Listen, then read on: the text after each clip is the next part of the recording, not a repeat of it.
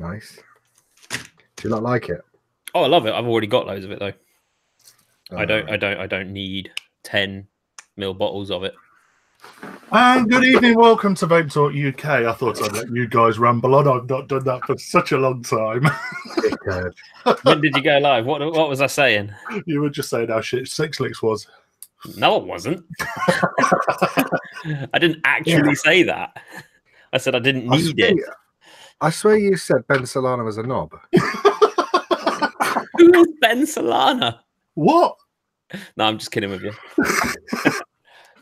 No, he knows who he is, but he's saying, yeah, who is he? What's he going to do about me calling him a knob? And what? What? We're untouchable here at Vape Talk UK. Speak for yourself. Speak for yourself, mate. Well, if you want to be touchable, then that's up to you, I suppose. We're only echoing because Mark's not got his headphones in yet. Yeah. This is a little bit weird. You know, without the intro, it feels like a bit of a non-starter. I don't feel as though we're actually live. Dum dum dum dum dum dum. Say something really controversial, and then you'll get a sudden snap back to reality that we are live. Something really controversial. Yeah. Mm. Like a Frankie Boyle joke. Right. I got mugged on the way to work today. By who? 6 dwarves. Not happy. Did they ask you to join them? Oh, turn that one around. We come in peace, brothers. I'm not that sure. Although, according to John Martin, I'm thinner in real life than I look on the camera. On the camera, knowing that you're 4'6", I kind of imagine you looking a bit like a meatball with a head. Add a foot, Jesus. You know, like the snowman. He's just a body, and then he's got a little scarf on and a little pipe, and then a head. That's you. Well, if JM's watching, he will attest that I am not a meatball with a head. A meatball with a head that's been dipped in crazy glue and rolled. No, I'm a head. I'm a ball with a meat head. That's what it is. That's what it is. You're like you're like a full-size meatball, but with like a little dangleberry second meatball that was, you know, you felt 2 in the packet. You pulled one out and it was nice, juicy size. Then you pulled the next one out and it was like a deformed brother of that one, and you're really disappointed because you've only got 1.5 meatballs left. How? Who buys meatballs in packs of 2? Chris, are you hungry, mate? No, I've just eaten my tea, actually. Massive props for that Hello Fresh, man. That was so good. It's good food, isn't it? Oh my God, it was so good. And I did it exactly in 40 minutes. Told you. Yeah, although the veg, which said it took 40 minutes, was done after 30, the rest of it was just prep. Like putting it all together. But I can make you up a bundle like that for 20 quid a month, 20 quid a week. Sorry, you get a Rustler's burger for lunch, pot noodle for tea. Oh dear. Right, fine. What we vaping on? Have we done any spamming? We seem to be quite low on viewers tonight. I started it, and then you just started the show. Oh dear. Yeah, so I'm vaping on the Orion with some cactus punch in it. Orion with a cactus punch in it. I sold my billet box, didn't I? Oh yeah. Yeah. It was a very difficult move. Was it a bit bittersweet? It was very. All I had in my head was the mathematics of the trade.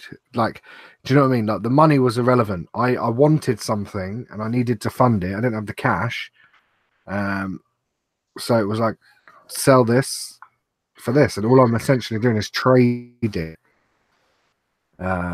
So that's how I justified it to myself and made it like possible, because I was so reluctant to do it. I mentioned it to Dan Muddit about 2 weeks ago that I might be doing it, and then yeah, it got down to it, and I went to take some pictures, and I was like, nah, I'm not selling it. And then it was just like another 2 weeks of not using it. I thought, do you know Exactly. what? What's the point? So I've got a few things that I don't actually use ever. That I'm thinking to myself, do I just sell them? Like I've got an Xbox One that I haven't turned on since I got this PC. Do you know what I mean? And it's a limited edition one. It's 4K or whatever, and loads of games. I'm like, do I just sell it? In I mean, future, you Chris, could give it to me. in future, Chris, if you ever need money, we'll just set you up a GoFundMe. Yeah, we'll just make out that I need money to get rid of the excess skin. Do you know what I mean? It won't be long. Well, it will be long. Go down to my knees. Oh, 2 seconds. I've got a child screaming. That's going to give you a good evening to everyone. He's naked. He's naked. Wait up. Oh. Embarrassing. So, good evening to Orgy. Good evening, Stuart. Good evening. That's Chris. Good evening, Stuart. Gareth Martin. Good evening. Alan Burt. Good evening. Cass, Stuart. Rob. Good evening. Good to see you, mate. Who's getting stitches? Find out. Stick with us. Mark. Spoiler alert, it's Mark. It's not me. It's not me. It's not me. Might be you. And Colette, good evening. Good to see you, Colette. I'd like to say it's been a while, but you've probably been sitting and watching every week as normal. It's just that... I mean, she has. She's been commenting as well. No. Oh, I'm almost done with my spamming, I promise. Lucky, is that Mr. Goldsmith? Yes, Lucky it is. Babes? Yes, it is. I had a very, very lovely stand at Jam. I went and saw him and said hello. Hope the hands. No, Andrew. It's Colette, not Chandler. Chandler's on his way. Who's Colette? Colette, probably one of our oldest viewers. No, I don't mean oldest as in age. Longest running viewer. Longest running. Oh, My sorry. apologies, Colette. Oh, sorry, I didn't realise you meant. I didn't realise you meant in the chat. I thought you were like people calling Chandler Colette, and it was like a thing. Do you know what I mean? A thing that I missed. What? We just start calling Chandler Colette? Yeah, I don't think he'll mind. Right, we can try it. Well, try it out. So, was that you done, Chris? Yeah. And what are you drinking? This is gin and cherry soda, like a cherry zero sugar thing. Celebrating being slightly less fat Than what? than I was a month or so ago. You've hit quite a nice what's the word? Milestone. That's the word I was looking for. Yeah, I'm happy. There's so many clothes I've got that are way too big for me now, which pisses me off. There's loads of clothes that I couldn't fit in that I can now fit in if I wanted to. I just don't have the money to buy them. So I'm kind of in that period where I'm kind of happy with the progress. I'm kind of pissed off that every pair of trousers, no matter how tight I do them, they still fall down. Well, don't buy new clothes yet, because if you're going to carry on losing weight, if you buy anything new, it's just going to be like too big in a while. I don't know. I think I've kind of plateaued. I lost 6 stone in 3 months, and since then, obviously, it's been another month, and I've only lost 1 stone. So Only. Yeah, but I feel like I've plateaued quite a bit. You will do though. It will slow down. But you've lost 1 stone in a month. I still good going. Yeah, I mean, I'm happy. Do you want some bad news, Chris? Not overly. Well, the best way to continue that weight loss is now exercise. Yeah, I'm not sure about that one. No, I've been walking a lot more and doing a lot more stuff that I normally wouldn't be asked to do. Cass, have you met Chrissy's foot? No. Oh, don't. Let's not go into this. We'll talk about this after the show then. Okay. What are you vaping on, Mark? Me, I am vaping on... What juice? What I can't tell you about. What juice? What? Sorry. I'm still on the Cube and the K-Fun vaping on Foos Gold from just at nick.co.uk. Good evening, JM, if you're watching or not. And I've resurrected something cloudy. I've literally just thrown it on the silly slidey fucker that I ate. But You love it, if you really. remember, probably when was it on the show, Chris? About a year ago. A bit ago, yeah. About a year ago. Yeah, I've got the legs. Churchill. By your legs, Bukaj. Canadian cup. Running the Churchill, which holds more juice than it should do. I'm actually running a 0.1 build on that, and I never run at 80 watts, 90 watts. I'm actually running it at 70. Not too bad. But it's still quite cloudy. And in that, I have purposely got something without a label on it. Can you tell me what flavour it is? Urine sample flavour. Urine sample flavour, indeed. Shall I give you some hints?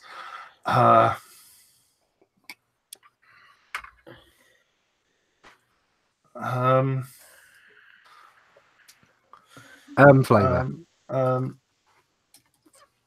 I can't give away too much without. All right. Is it your own or is it someone else's? It is somebody else's. Fair enough. Bear Grylls says it's safe to drink your own, but not other people's. Let's say there's who donged. Is what? Someone donged. Oh, it was me.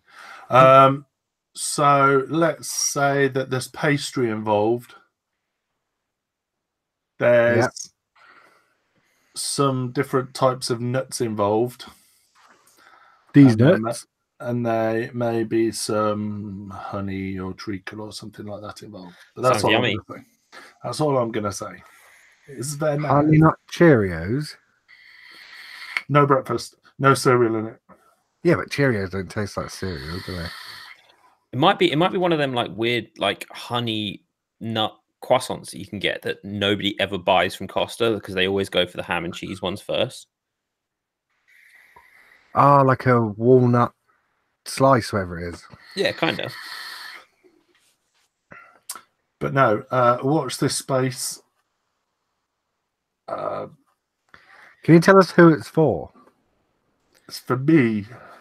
Oh yeah, Belland. Who's it designed for? I can't. I'm not allowed to. For fuck's sake. Well, this is shit, wasn't it? Right, my turn then. Evening, David.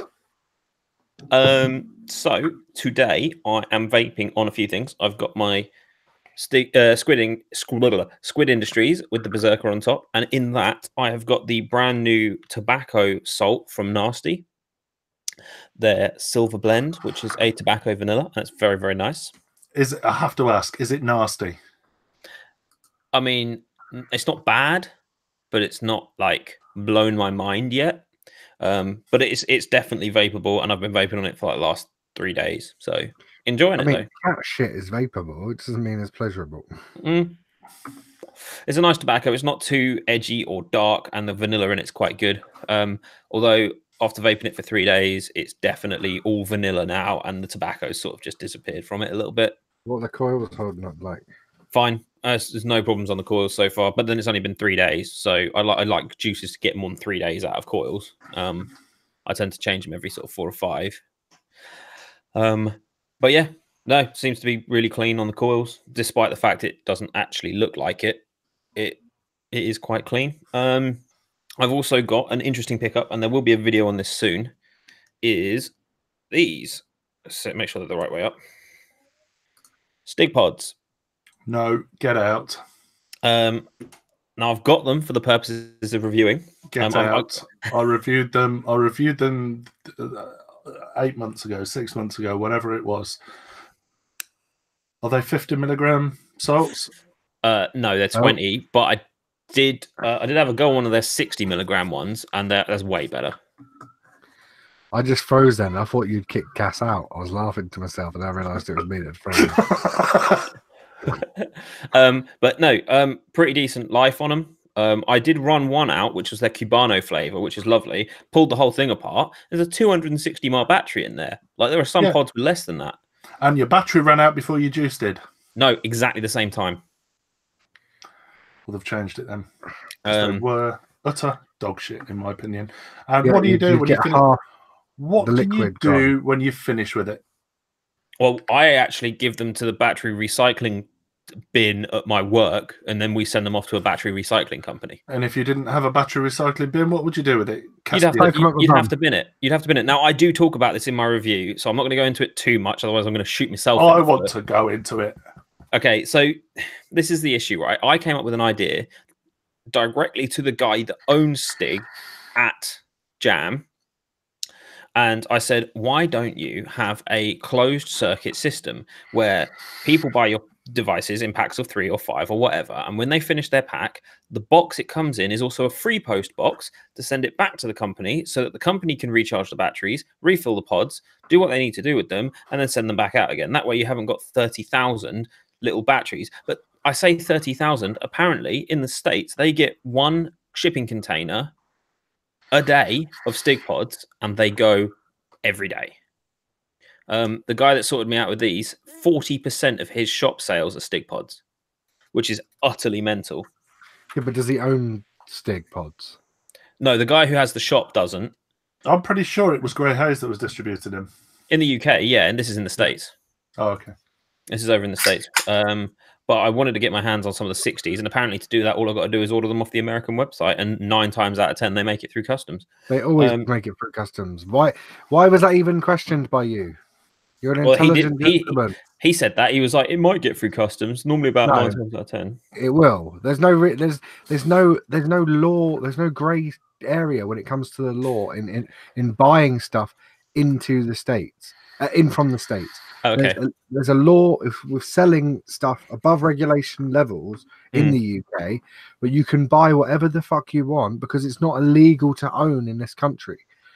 You know, buying drugs, they're illegal to own. That's why they don't get through. Yeah. Buying knives and weapons and shit, they don't get through because they're illegal to own. They can't stop you from owning a product that isn't illegal to own. It's illegal to sell. Right. Okay. So there's no reason why it won't get through customs unless they write something stupid on it, like homemade explosive device. Well, fair enough. Can I just add that once you've sent them back to them and you're utilising fuel and everything else and other fossil fuels, that when they come back in, probably. It just beggars belief. It doesn't make sense to have a product that is disposable by today's standards. And don't get me wrong, Cabana, I fucking love Cabana. I think it's amazing. Yeah. You can't buy it in 50-50 over here in 12-18 milligram. Otherwise, I buy it. You can't buy it in 45-50 milligram over here. If you could, I'd buy it. But you can buy it in a pod, in a disposable pod system that has to be thrown away. Yeah. What I don't understand, for the level of the voltage that goes through them, why they don't make a little pod system, right, with a little sort of pencil battery, you know, the AAA sized, or maybe there's a quadruple A, which is a very thin sort of battery. It's sort of reminiscent of a drinking straw size, not in length, obviously. You could buy a little battery that size that carries enough current to heat a high ohm coil and have refillable pods and refillable rechargeable batteries that you could fit into a pod not much bigger than that.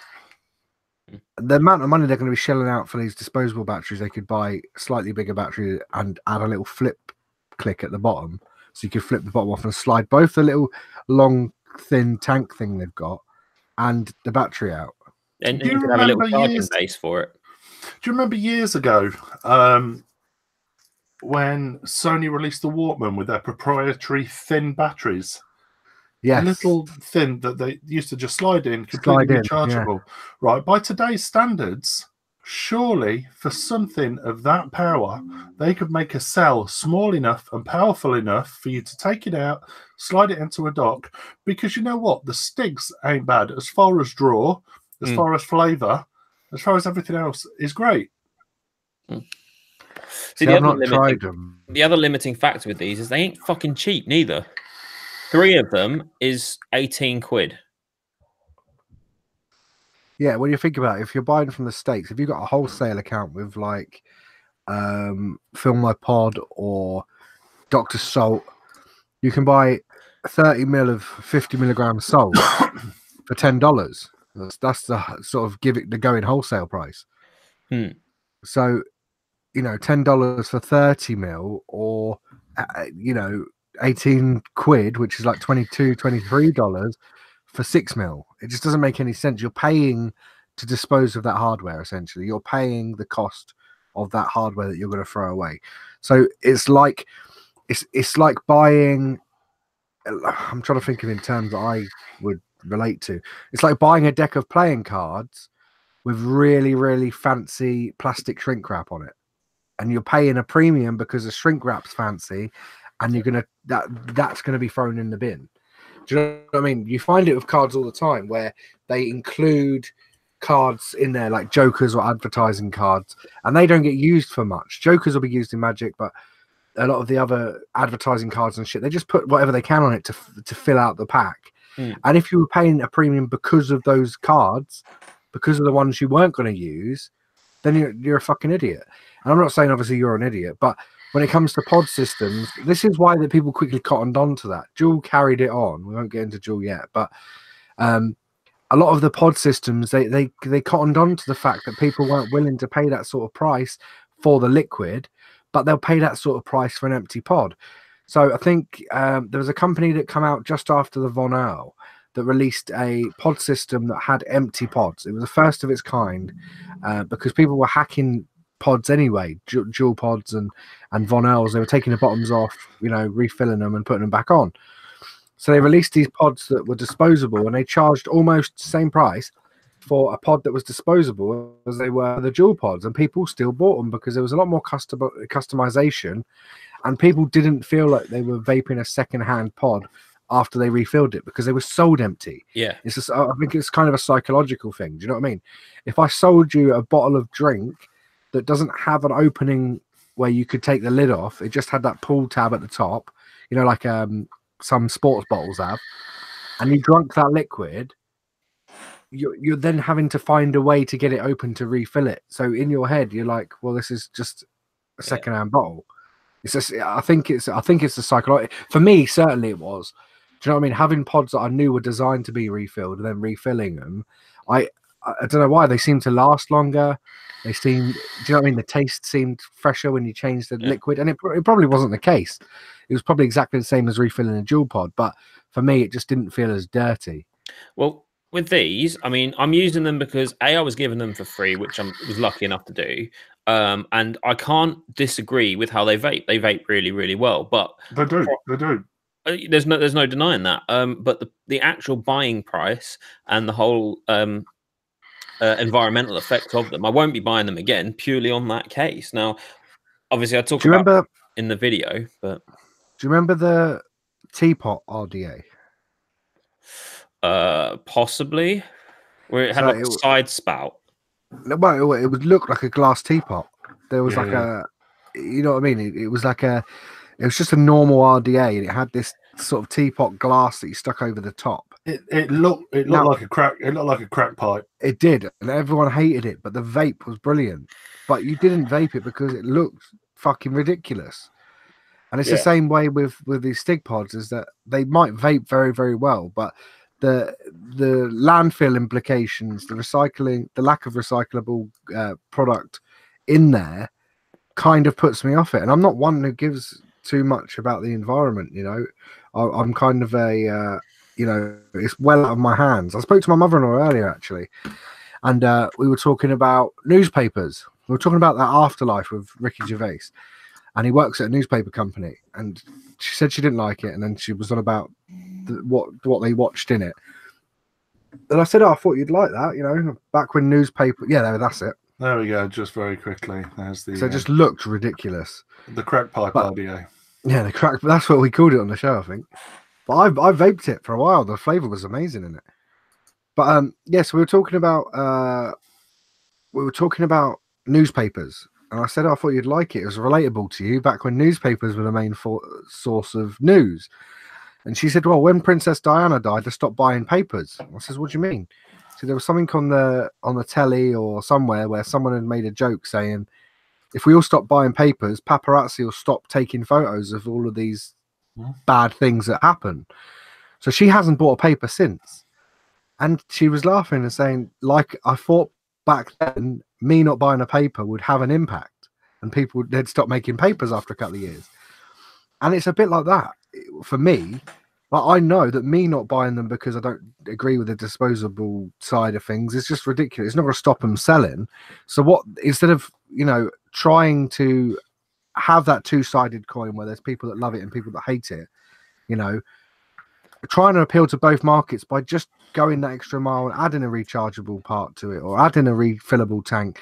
I mean, it does bring it out of that realms of originality because I think they were designed to be what they are. But when they are as good as they are, the technology should be shared with other devices.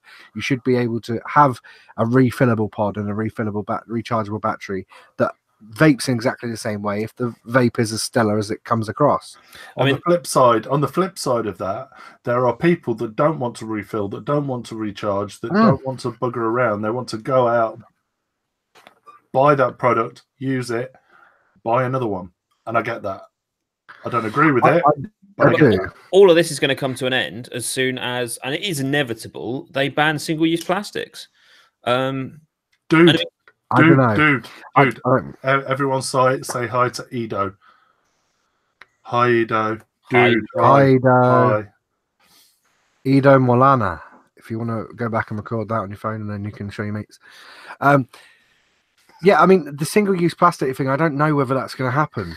I think it's more of an opt-in thing because a lot of bigger companies like McDonald's and the like are opting for like paper straws. Do you know why? Because of the squeeze the pressure that's being put on them to do that. There's a new tax about to come in on single-use plastic. Basically, if you release a vessel, a container that is designed as single-use, i.e. a straw, an e-liquid bottle that isn't at least, don't quote me on this, I think it's 30% recycled, then you will pay a premium, you will pay a tax on it being a single-use product. Well, a good bit of news is that, and they call it, for some reason, they call it the David Attenborough effect, is in the last 12 months, our single-use plastic use has actually dropped 53%, which is huge. That's absolutely massive. And I try and not buy things that are covered in loads of packaging. I try and not, I'll take a reusable coffee cup. I will, try and do things where I don't have to use as much plastic. And I think it's little things that make a big difference. Anyway, moving away from the stick pods, Elements, big. Bear with me. So pot noodles will be affected by this tax. How exactly? Price will go up of them. Yeah, because I'm sure that Golden Wonder aren't. Are Golden Wonder right? I'm sure Golden Wonder aren't going to swallow the tax on that unless it's designed to be reused. Well, see, is the stick pod? We will see a lot more products that are designed to be reused in some way. They'll put a lid on pot noodles. The ones like a pot Pringles can. That's what they'll do. But for like the likes of that, is it classed as a single use if you can use it daily for 4 or 5 days and then throw it away? Yeah, I think it does come under single use because you're not reusing it. It's like a plastic water bottle. You are reusing it. You're not. The difference between like a plastic straw or a plastic cup, like those cups that you get that they start degrading. If you left them in your car for a week, they'd leak. Do you know what I mean? Those sorts of stuff. If the definition is once the product has fulfilled its practical capability, i.e. in this case it's run out and it cannot be reused, i.e. like a toothbrush, for example, then I think it you can say that about anything. You can say that about anything. TVs are, once it's fulfilled its use and it stops working, you throw it out. Do you know what I mean? I just need to share something that Rob has just asked about condoms being single use. Now, this actually popped up on my timeline today that I shared a few years ago. You can actually buy a condom washing machine. Incredible. You can buy a condom washing machine. Now, I don't know if that's the brand or It's gotta be. Or it's $2,000 to wash 15 kilos or 130 kilos of condoms. There you go. That's I my want to use. know who's got 130 kilos of condoms knocking them out. Me when I was 17. Yeah, also, Yeah, they're all filled with water or air or your friends' heads. So Element are normally at every single one of these events, and I love the guys from Element. They're lovely and they always help sort me out. But their big release at Vape Jam was stickers for the NS20 pod. Is that it? Yeah, like 100 different stickers. That's fucking. Is that plastic? Is it single use? Yeah, single use sticker. I don't know whether it comes under paper or plastic. Ah, shit. I've literally got about 60 or 80 A4 sheets of different colors, different textured wraps. I could cut that out and stick that on there. That is disappointing. That is. Yeah, but no, I mean, you know, some of them do look cool. I've got loads here actually. Oh yeah, last week, I know this is completely random, but I'm going to crowbar it in now before the news. Last week, I said if anyone wants some free juice, message me. Well, the first person to message me was Stuart. If anyone wants a 10ml sample of every single one of the 6 Licks flavors, first person to message me gets it. Quick, Badger, go. Admins don't count. Wait, Orgy, you get in there. They look like fucking 30 mils in your little Frodo hands. No, they don't. They do. I've got some 60 mil. I've got some 30 mil chubby gorillas that look that big in your hands. Oh! Whilst we're doing a bit of not that we were. If anyone's doing a bit of self promotion, we have released a shall we say a budget line, which has been designed specifically for the Amazon market. So any of you that want to jump in on that, if you do a search for B2B e-liquid on Amazon, you will find that they're 25% off at the moment. First person to comment in chat telling me how much it would be for 3 bottles, a pack of our B2B e-liquid, I will send you a free pack. And that's with the discount. That's with the discount. I want a free pack. $7.50.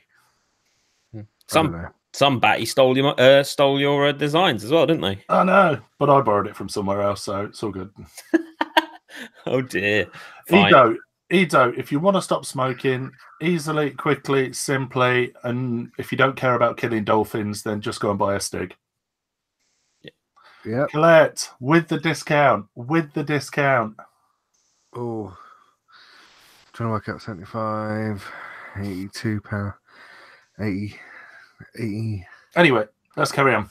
Should we do the news? 83. Sorry, I'm trying to do some maths here. All right, I'm going to share whilst you're doing that. £8.83. I don't even know if that's right. There you go, David. Bargain. Look at them all. 1080, 1145. Come on, 1185. Come on. Do you know if you just hit? Claim code, claim discount, add it to your basket and buy it, it will tell you how much they are. Perfect. And that's a bargain. 360 ml. Well, by the way, anyone who's guessing, they can only submit their answers in the form of the super chat money donation. It's basically going to be the first person to type it because it's £10.12. Right. So why spoil it? Why would you spoil it? Chris, why would you spoil it? Badger, look at him. Tramp. Fucking hell. All right, okay. I'm going to do some news because this is ridiculous. Oh dear. Right. So first thing I found, which is kind of cool, is that researchers are going to create a 3D human lung to analyze vaping effects. So I've got to scroll on the right screen. That might help. The research team, led by Kambez H. Benam, the assistant professor at the CU School of Medicine, will create the first in-kind, multicellular, three-dimensional living structure of a human lung, containing cells that naturally line our conducting airways. This will contain a layer of live tissue, which is important for our immune defense and the development of resolution of organ injury. And basically, they're using it to allow for a better understanding of the harm of e-cigarettes and hookah. But hookah by giving the research $5 sucky hookah. I'm not getting into that. Don't go into that again. By giving the researchers the opportunity to evaluate the impact on genes, proteins, pathways, cell, organ function, and identify any toxicity. Yeah, can I just touch on what Adam's saying in the chat? Because that's kind of what I was going to say. Why don't you just use an actual donated human lung? Well, have you ever heard of Professor Gunther von Hagen? Is that the guy that used to perform autopsies live? No, what he does is he runs the bodies that are in that exhibition that travels the world called the Body Worlds. So he uses a process called plastination, where he injects plastic individually into every single cell. In fact, give me a second. It's insane, and he's done stuff like he's extracted someone's entire circulatory system. Wow. And all these bodies have been donated for science. He even did it to a horse. That's pretty fucking cool, isn't it? Now, this was at the O2 about 5 years ago. Then it made its way up to Newcastle. There you go. And then there's this. This one's pretty grim. It does look as though it could be Jesus, doesn't it? That looks like the guy on Mars Attacks. It straight up does. It straight up does. I'm going to try and find the circulatory system. Here we go.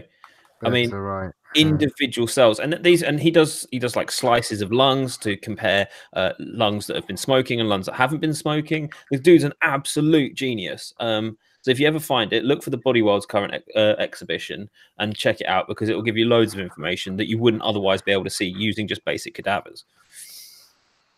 It's pretty cool. It's super cool. Actually, where is he now? Let's have a look. Oh, Berlin. Yeah, he's all over Europe. London, England, at the London Pavilion.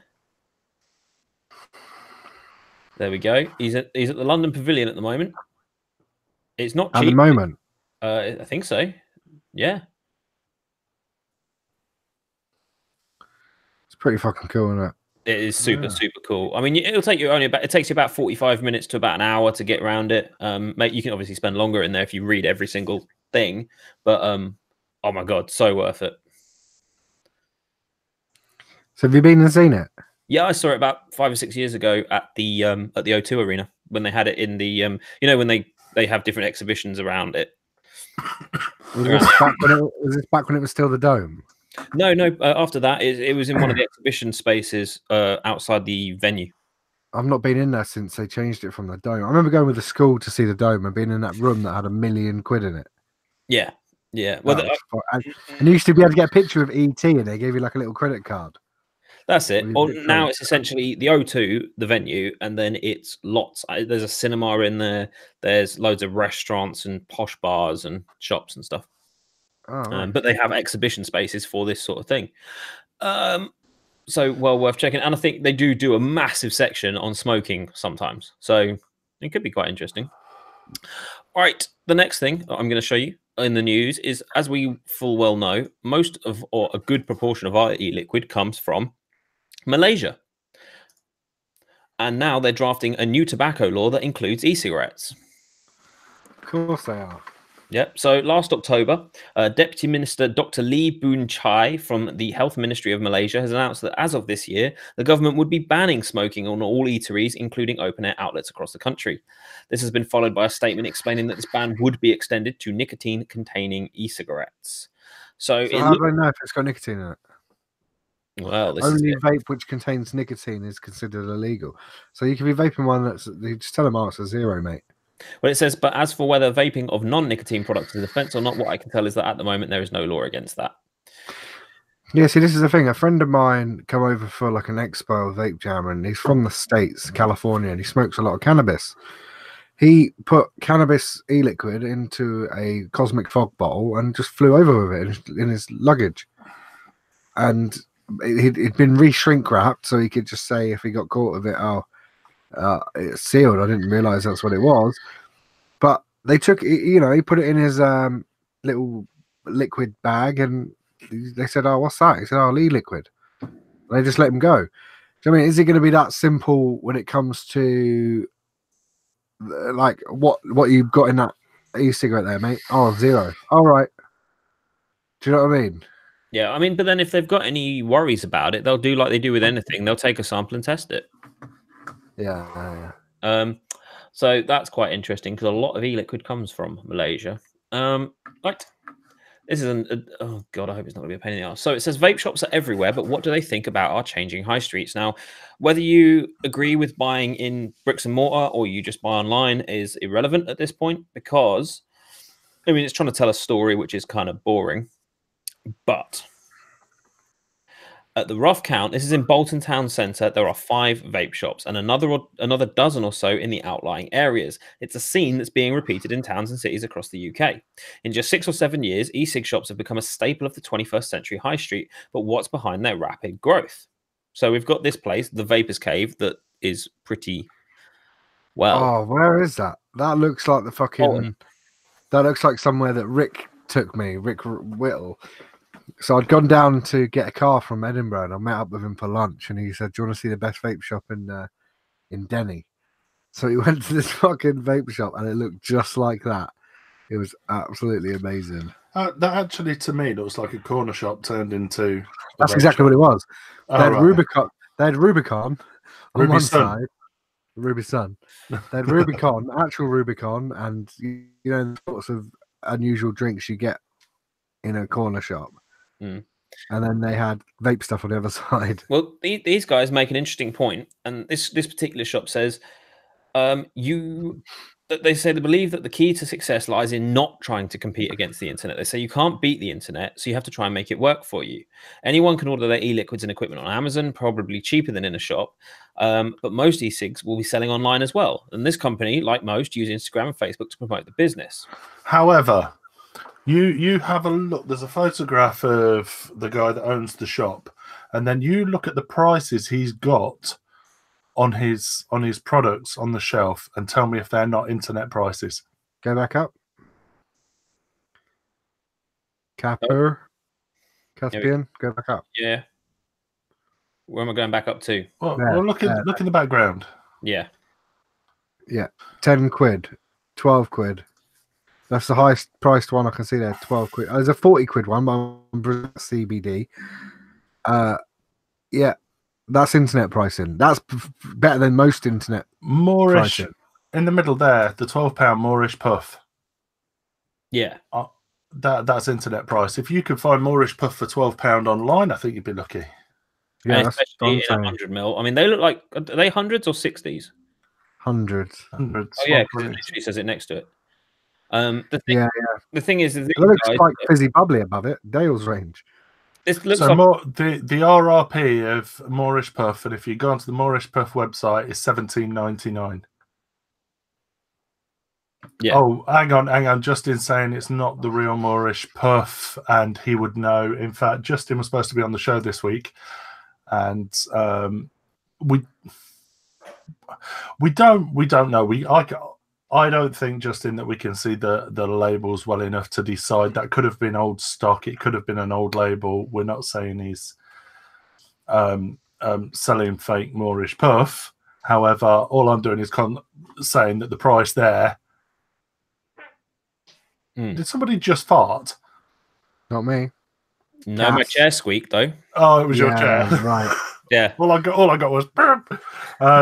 So I'd say his prices on the shelf are below. But they're below value.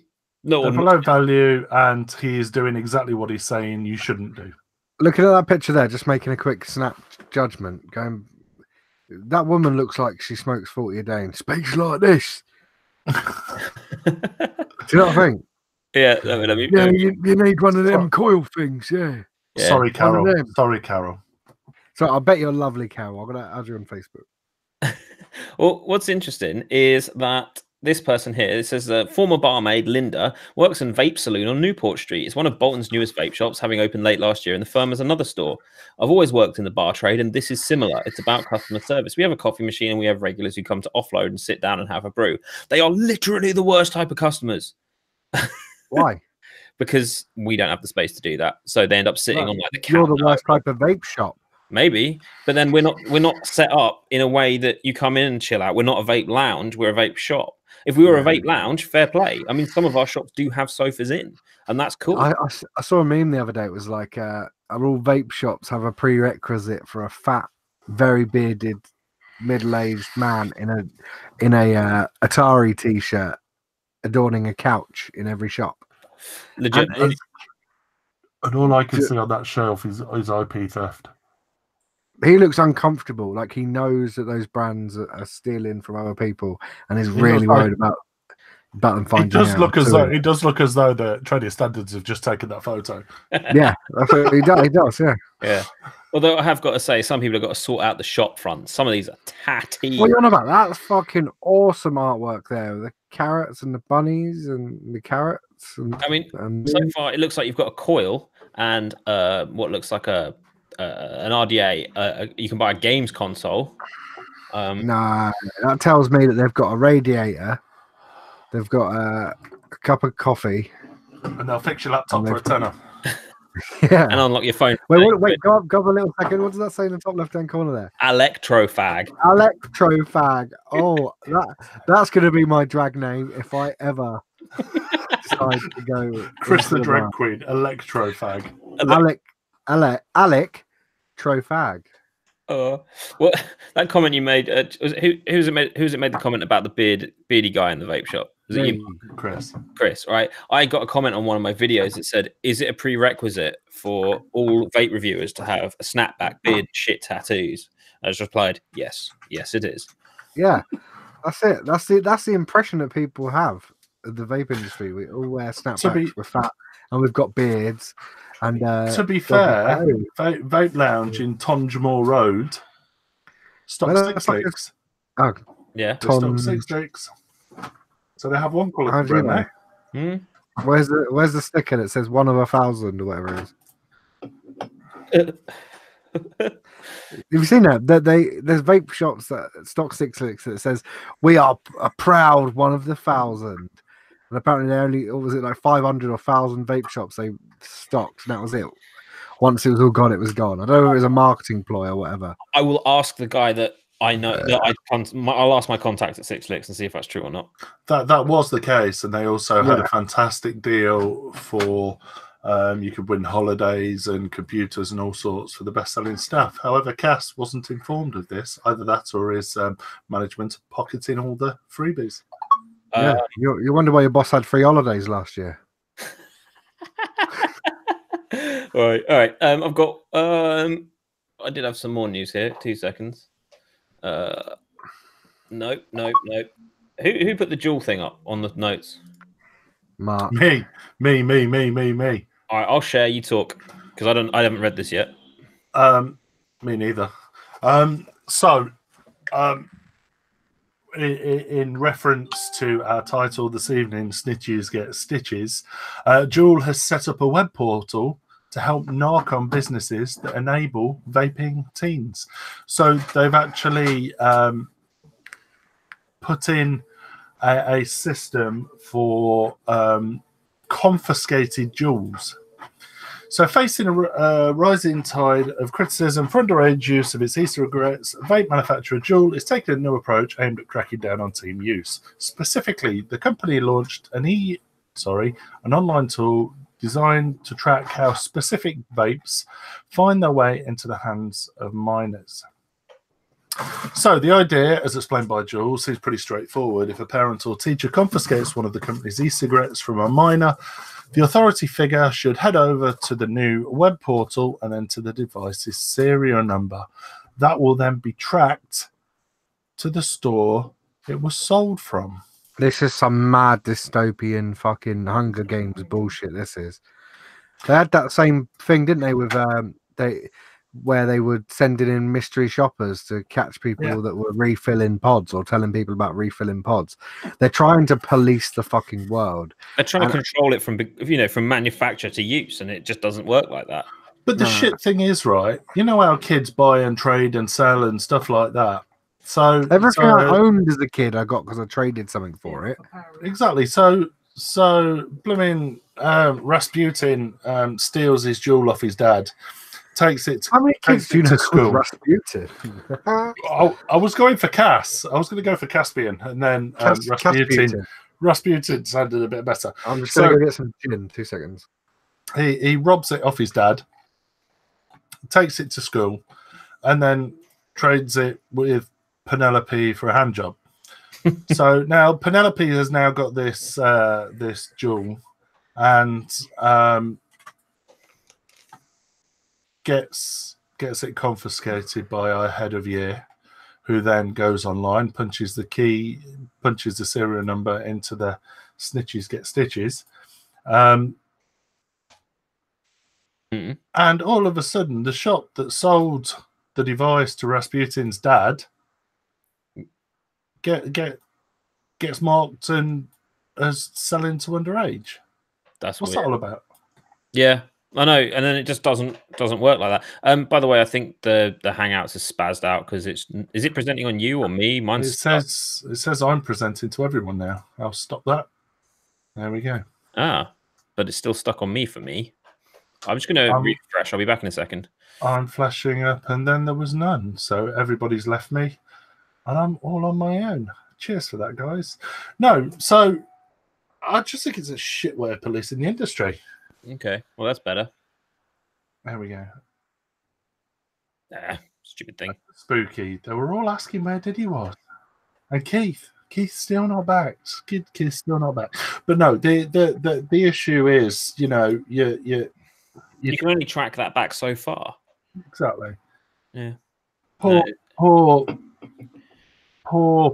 Dave at Anal Vape has sold something legitimately to someone who's had it stolen by his daughter. His daughter's then passed it on to someone at school who's got it confiscated off. We've traded it for a blowjob. Hand job, I said. Oh, right. And yeah, I just think it's a shit way of. I think it's their response to them sucking off the FDA to say, look, we've done this right, and people can grass, and it fucks me right off. Think of it like this, right? How it will not work. Do you use the scratch and sniff authenticity checker when you buy something? I've used it twice. I've been vaping for 6 years. There we go. So it's a cool system that's almost never used. I think the thing is as well, they'll probably start offering rewards like free pods to the snitches. Yeah. But then, it could just happen again and again and again. If kids want it, they'll find a way to get it. It's been like that with drink, alcohol, drugs, name it. And if kids want it, they'll get their hands on it. Same thing, mate. Orgy's made a very, very, very good. Orgy's made a very good comment, but it's the same way as someone selling online as they don't like it and getting passed about, so it won't work and it'll fuck up the market. So let's say I buy something from an online store, this particular pod, this particular Juul system, and I don't like that vendor, so I go online and I report them for selling it to my 12-year-old kid. How are they policing it? It could be absolute bullshit. I hope Tony Stewart's not watching this. He'll give him ideas as excuses when he gets bad reviews on TripAdvisor. The thing is, I think then at that point they need to actually then launch an investigation. So if the shop's got CCTV, they'll be able to find out when it was sold. Whoa. What the fuck gives right to even Juul to even ask those questions? Well, it doesn't. It doesn't. At this point, demand CCTV footage. They can't demand anything. And making a presumption that is correct is all it's going to do is lose them customers that have genuinely not done anything wrong, and have been spending money on their products. No, I'm not saying So- I'm not saying it'd be Juul that did any investigation, but let's say Juul then Oh. passed that information on to, say, the trading standards or whoever does that sort of thing, because there are people out there who investigate underage sales. You can't just go, oh well, it's scanned up that they were sold here, therefore guilty. Here's a fine. Like, they would have to investigate it. You couldn't not. Yeah, I'd tell them to fuck themselves, to be honest. I think the thing, it kind of goes into what I was saying about my hypothesis, about the markets being fucked. There's a whole plethora of ways to fuck a market, and I think they are doing it for themselves. Oh, Are we, 100%. Do you know what I mean? are we going to do this now, Chris? Because this is one of the features to the show. Yeah, we can do. I mean, Are we happy to move on, Cass?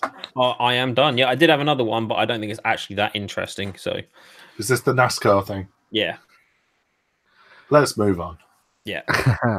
So, talking of fucking up the market, An FYI, I've done 6 ml of juice throughout this show. That'd take me 3-4 days to do 6 ml of juice. Anyway, carry on. So one of the features I wanted to talk about tonight is, are we paving the way to our own destruction? That is essentially the question I pose to you lot tonight. Because we've been sitting here week in, week out, talking about products coming to market, right? And some of the stuff that you guys bring up and some of the stuff that you show me, I've not bothered looking at because I don't vape anything other than what I'm used to.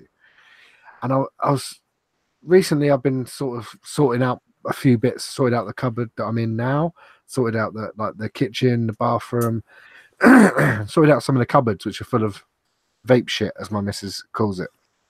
And I was finding myself sort of sliding my hand in the side of a cupboard, right, and then just sort of sliding everything into a box and sticking the box in the shed. And as I was doing this, I looked at a lot of the stuff that was falling into these boxes. I didn't stop anything from going in there, but I was sort of looking at all the stuff I was shoving in these cupboards, right? And I thought, as I was doing it, all I could think to myself was, spent 200 quid on that, spent 150 quid on that, spent 300 quid on that, spent 120 pound on that, spent 80 quid on that. And I sort of looked at the box after I'd filled it up and I was about to send it out to the cupboard, out to the shed. And all I could think to myself was, I couldn't sell that for a tenner if I wanted to, so what's the point? What's the point in selling it? And more often than not, Orgy comes round and I ask him for a favour and end up giving him a mech mod or something to say thanks for helping. And he must, 80% of his vape collection is probably stuff I've given him for doing me favours. But then I was thinking about what happened to that thing for me, where what caused me to constantly buy products all the time. Every time a new product, something innovative come out, what was causing me to buy that? And then I was also reflecting on what stopped me from continuing that behavior, because I'm a very not addictive person. I'm not addictive in the sense that I'd try a drug once and I'm hooked on it, or I'd try this once and I'm hooked on it. But you're like me. If you do something, you don't do it by halves. You go balls deep. Yeah, very passionate about the stuff that I'm interested in, because I know in life. I watched this Kevin Hart thing recently, and it's like a 2-hour Joe Rogan Experience podcast, and he said something that really resonated with me, which was like, your life is a book, right? And at the end of your life, when you're reading the final chapter, is the book going to have been interesting? Are people going to want to have heard it? And it's really stuck with me. And I only watched it a couple of days ago, but that's been sort of going around in my head for a couple of days.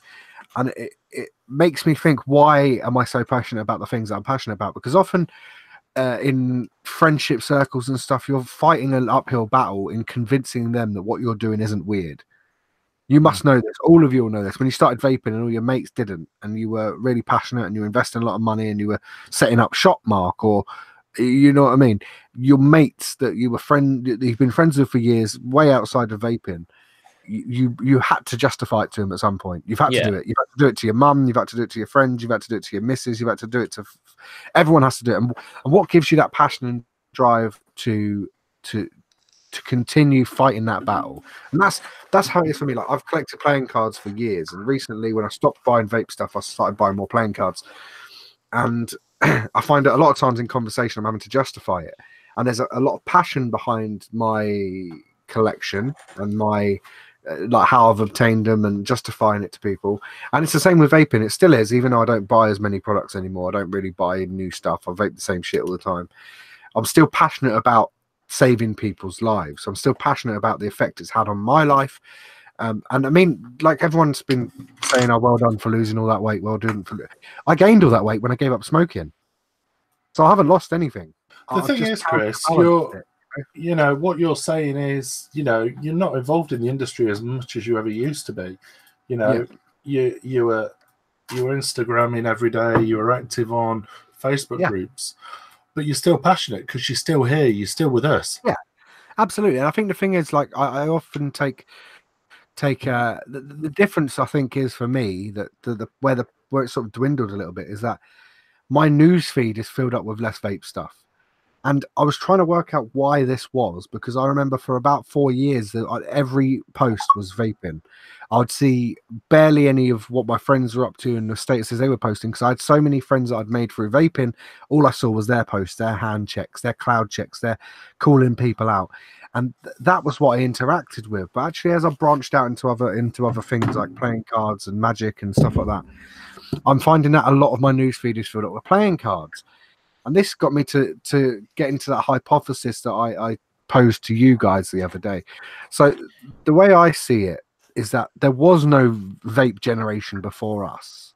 Like, I mean, I joined it relatively late, being 5-6 years ago, but there were people doing it before me. There were people obviously vaping, cloud chasing, doing all that before me. Scott Bonner was reviewing things a long time before I started vaping. But all of these reviewers that made it big around the time that they made it big, like Rip Trippers and like Twisted 420 and like Grim Green, they all started making it big around the time I started getting big into vaping. Do you know what I mean? No one knew who they were at one point, and when that sort of tipped over the edge where they were getting a lot of views was when a lot of us proper got into vaping. Do you know what I mean? You were in the throes of Vape-esque at that point. I was well into it. I had a massive collection of vape shit I'd bought, and it was a really big thing. And everyone was really, really passionate about it.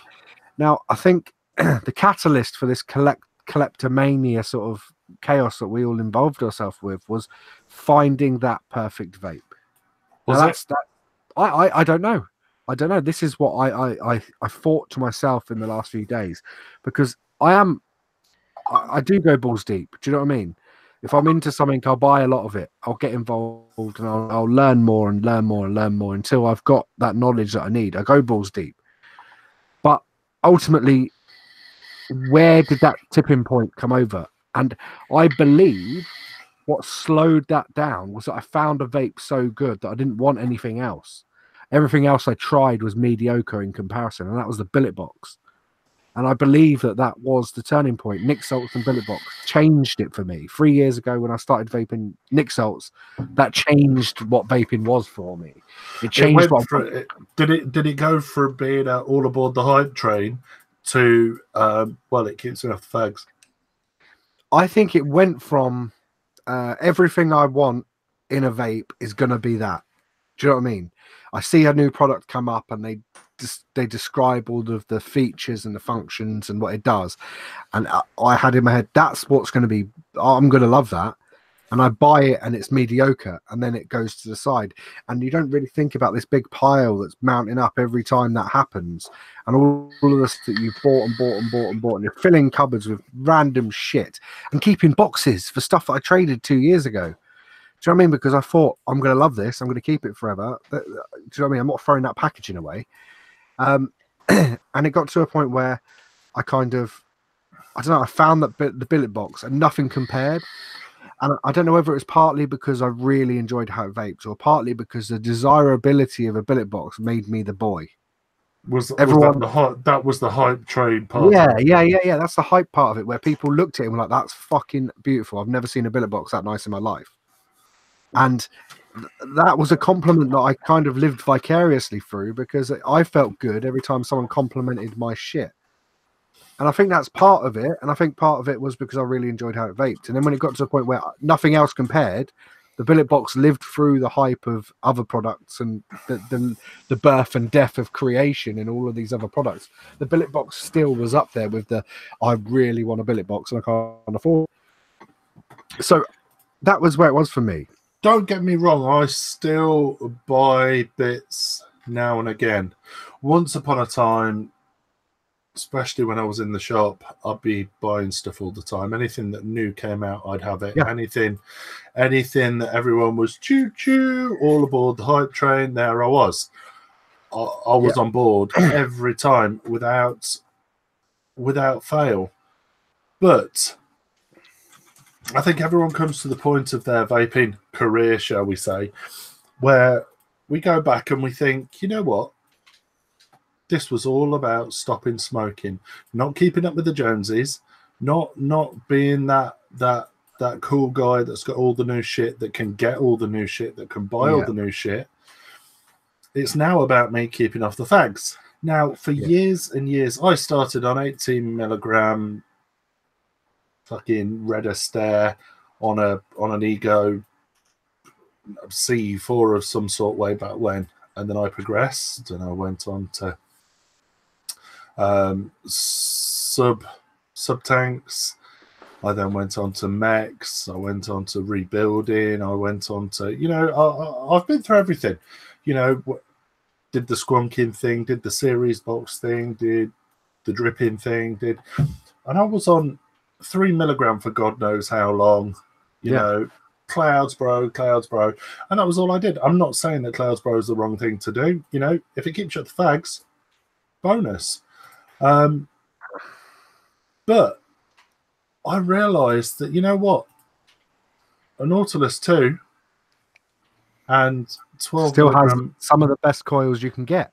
Yeah, the Nautilus 2 provides the best vape you can get. And a 10ml bottle of 12 milligram did it for me.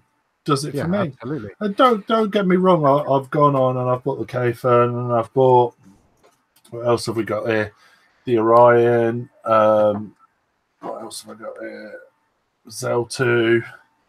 You know, I still buy bits and bobs, but I've still got sat in front of me an SQ. I've still got sat in front of me a half mod. I've still got sat in front of me, you know, cloudy stuff. But I've also got stuff like the Berserker. I still have series boxes sat in front of me. I buy what I like. I use what I like. Don't get me wrong. Some of the stuff I don't use it very often. And the majority of the time, most of the time during the day, I'm on mouth to lung. 12 milligram. That's my preference. That's what I like. That's what keeps me off the fags. And I still have days now where I'm like, I'd murder a fag. And I've been quit. You're not allowed to do that. You're not allowed to do that. That's illegal. But my brain still says I'd never do it. I would never do it. Yeah. Because I know it'd fucking weird me out in the head. I couldn't do it. You know what? I'm sure if I was to look around, there'd be a packet of fags around here somewhere. Packet of fags there. And I've not had a cigarette since the day I decided to stop smoking. I have not had a single cigarette. And that was 5, 6 years ago. I've had 2, and both times I was very, very drunk and my mod was out of battery.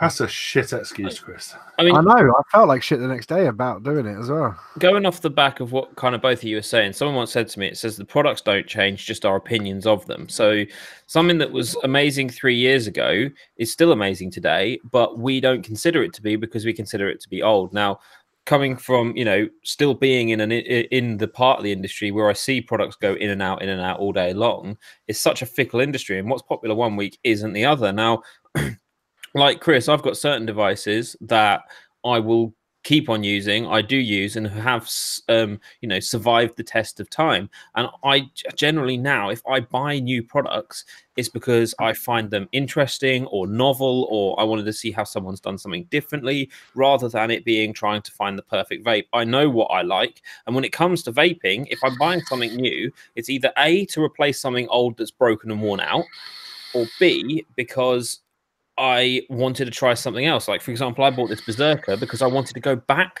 to what helped me give up smoking, which was high nick, mouth to lung vaping. Okay, when I started, it was on an Ego, but the experience is not far off the same. And yeah, I've got my cloudy vapes, which I use a lot for like reviewing e-liquids, trying new flavors, or just blowing the odd cloud every now and then. But the things that keep me off the cigarettes are the high nick stuff. This little Gusto has been doing me almost 2 years now. It's still going strong, and I will replace it when it eventually dies, because I've always got it on me and it always works. And it's like Mark said, we all used to be part of that sort of thing where, oh, something new come out, I have to have it, I have to have it, I have to have it, until you use it, it's mediocre, it goes on the shelf, and then you look at it and you go, well, I mean, technically, yes, that's the same tank, but still as good as the day I bought it. But my opinion of it has changed, and therefore I don't want to use it so much anymore.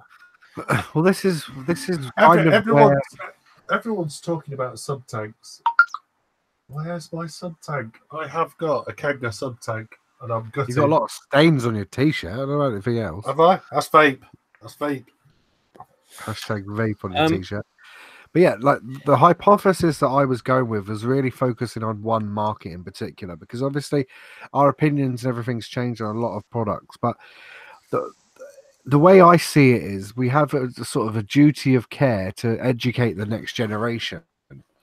Now, we do that on a weekly basis being here, hopefully. But do you know what I mean? We're not really always engaging with a new audience. We've got a lot of regular viewers. But the thing that made me sort of really take a step back and have a look was what happened to mech mods. And I've seen a lot of mech mods being posted for sale, and I look at them and I want 130 or 150 pound, and I look at them and think, I paid 380 pound for that 2 years ago. I paid 450 pound for that 2 years ago, and it's selling for 130 quid. And then I thought to myself, why is that? Well, because the product value hasn't changed. You know what I mean? It still costs the same to manufacture. It still costs the same to bring it to market. What's gone on here? And I hypothesized, my main thought regarding this was that we kind of created this weird divide in audience with the new vapors that joined all the vaping groups we were in and joined all the places we were active in. And a lot of them, they sort of grabbed onto people. They grabbed onto big names like Rick Grove, or they grabbed onto like Baz Shaw. Baz Shaw was a massive influence. What happened to Baz? Exactly. In the early influence of like UK vape clouds, he was like really popular. You know, there's a lot of people that were really, really popular early out in the industry, and people grabbed onto them. And they went one of two ways, in my opinion. Half of the people ran to catch up with them, and the other half stuck with what they knew. They were doing their own thing. And the difference is that the opinions of us that created this mech life atmosphere wasn't handed over to anyone that didn't move with us when we all transitioned. Do you know what I mean? When our generation transitioned to higher end devices and transitioned to high nick and transitioned to pod systems, or no one moved in behind us. Well, no one really moved in behind us. There were still the people that were there that did join us when that race started. But I think a lot of those people were, they weren't overly here nor there with it at the time. Anyway, they were still using their sub tanks or using their TFV 12s or their TFV 4s back then. Yeah. And they were still using those products. So they weren't bothered. And then they moved into the mech market when we fucked it for ourselves by selling all of our high end gear for fuck all. And that set a premise for a lot of people. When I sold, I think, about $2,000 worth of mech mods for about £400, and maybe even 350. And there was one mod in that set of like 6 that I sold that cost me more than I sold the whole bundle for. One of them was that your Able collection? No, I ended up it was there was an Able in it. There was an Able. There was that brass one timekeeper that I bought off you about 4 years ago. There was 2 Rogues, one like serial number 1 Lion, no 5 Lion, and a serial number 5 Wall brass. There was like 3 or 4 battle decks. There was 2 battle caps. There was a captain's cap. There was a fucking okay. So I think in response to Rogue, they fucked themselves by fucking Dale. But irrespective of it being Rogues, do you know what I mean? It was yeah. I've got quite a good comparison to make, right? So Vape Jam this year was small. Anyone that went will know that it was small in comparison to previous years. Now, I put that image up of the winner of the best unregulated device was Purge at Vape Jam. The bit they don't tell you is that they were the only unregulated device at Vape Jam. Now, you looked at all the stands around Vape Jam, and if it wasn't juice, which was 90% of it, it was pod systems, or it was the business side of things. So bottling machines, compliancy companies, that sort of thing. The only hardware-only stand at Vape Jam was Superior Vapor selling Purge stuff. Now, the issue being is that they weren't selling, they were still selling it at 2016 prices. You know, it was this brand new setup. 400 quid was the trade price, 450 was the retail price. And they did not have a lot of people at their stand. Rewind back to 2016, early 2017, and the Superior Vapor stand, you couldn't get near it. The Vape Amp stand, you know, the guys that make rig, couldn't get near the stand for hardware. Juice was sporadically in between the hardware. Now, on top of that example, to make the comparison, I got an email from the Vapor Expo today, and it's literally, I'll show it up. Clearly, people have come to think that these shows are just about juice. Don't know if you can read that. It says hardware heaven. Now, these guys are clearly, for the Vapor Expo, putting a massive onus on hardware being a thing. And like Chris was saying, you know, we've moved on. The people that use those high-end mechs have moved on without really passing that on to anyone else to take it. Now, if you have still got these sporadic buyers who will only use mechs, and you've got that market there, but it's not what it once used to be. And just using that one stand at that one show as an example, that is an encapsulation of the entire of the mech industry, because there was maybe one person at a time at that stand for the 300 different high-end unique mechs they had on the stand, compared to 2 years ago where you couldn't get near the bloody thing. I mean, the other stand hardware owners were Vape, Vapsio, and what they called, not Juul. It was another pod system, mass-produced pod system. That was it. Everything else was juice. So, yeah, it's being reflected in the way that people are seeing it. But I hope this will really help, though, in a sense, because a lot of the people that are still hanging in there and coming up with innovative ideas and designs and products will then live on through this, because I think realistically people's expectations of what they need to pay for a high-end device has really changed. So China-made products that are really good in quality and really good in what they do, people are willing to buy them because they're more on a market value level for in their head. Do you know what I mean? You can buy an Alien and you can buy a TFV 18 or TFV 61 or whatever they're on at the minute, and that'll cost you 80 quid with batteries and a charger or whatever. Cost you £120 of batteries, charger, juice, and fucking device. So they don't mind paying 100 or 120 quid for something that's on the market. But the problem is it's saturated with all of our old stuff. Yeah. Do you know what I mean? I've owned probably 200 odd mech mods. That includes like multiples and triples of the same device. But I've probably, do you know what I mean? And if I've not bought it, I've traded for it. And, you know, I've done that for the last 5 years, buying and selling mech mods and using different shit on a daily basis. You know what? In the boot of my car, I have got a carrier bag. A hooker, 2 rolls of duct tape, an axe.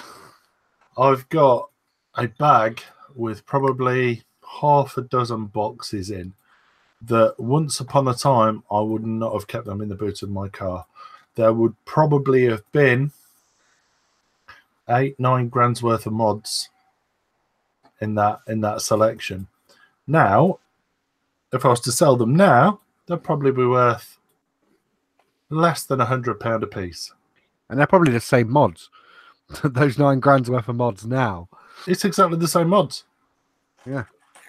Exactly the same mods. It's fucking crazy. I remember I went down. Sorry, I'm sort of interrupting here, but I went down to visit Grey Haze at King's Heath when the week it opened. That was like 2014 maybe, and I remember being worried. Now King's Heath is a nice area in Birmingham. Like they've got a Digbuff store, which is a shithole, but they've got a really nice store at King's Heath. It's got a nice, well, I don't know if it's still there now, to be honest. And I was worried about parking my car outside because I knew how much money's worth of gear I had in the car. Now I couldn't give two shits. Do you know what I mean? It's not that the value's decreased; it's that my perception of its value's decreased because I know I couldn't sell it for a quarter of what I bought it for.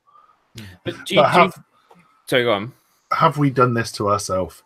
Yes. You know, everyone shit the bed. They saw the price of specifically mechanical mods decreasing, that the audience wasn't there like it used to be. Go back to Mech Addiction 2-3 years ago. It was just, they'll probably get 1,000 posts a day in there. Yeah. Do you think then, in that case, if this is the case, that it is time for the high end, and I'll use this as in quite a channeled example. Do you mean high end?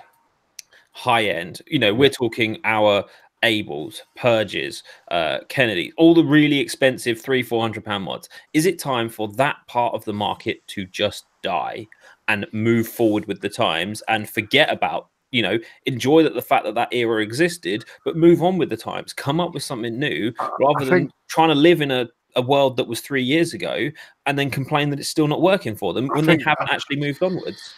I think part of the problem, there's two kind of problems I feel. One of them is that mech mods like Purge, and don't get me wrong, I get on really well with Matthew, who owns Purge. Get on really well with him. Me and Mark have been out for dinner with him. You know, he's a really nice guy. But I think products like the Purge mods give people an unrealistic expectation of what it's going to cost to vape a mech. Yeah, which puts a lot of people off. So there's really well-priced mods out there, really well-functioning, brilliant mods like Endless Mods or the Vulcan or the Cam mod. Do you remember that? Cheap-ass American. Yeah. Fucking awesome mod that was. Absolutely brilliant. And the thing is, there's a mass amount of really affordable, really good mech mods out there. But people don't delve into the world. Go and look on the market now. Go and look on the market now and see mainstream, I'm not talking high-end, mainstream mechanical mods. Do they exist? Yes or no? Yes. No. I don't know. They're not being released at anywhere near the caliber they were. Not being released at anywhere near the frequency that they were. No. They're not being released anywhere near what they were doing 3-4 years ago. Cass, you know what I mean? Give me three examples of mech mods that are mainstream. Cthulhu mods.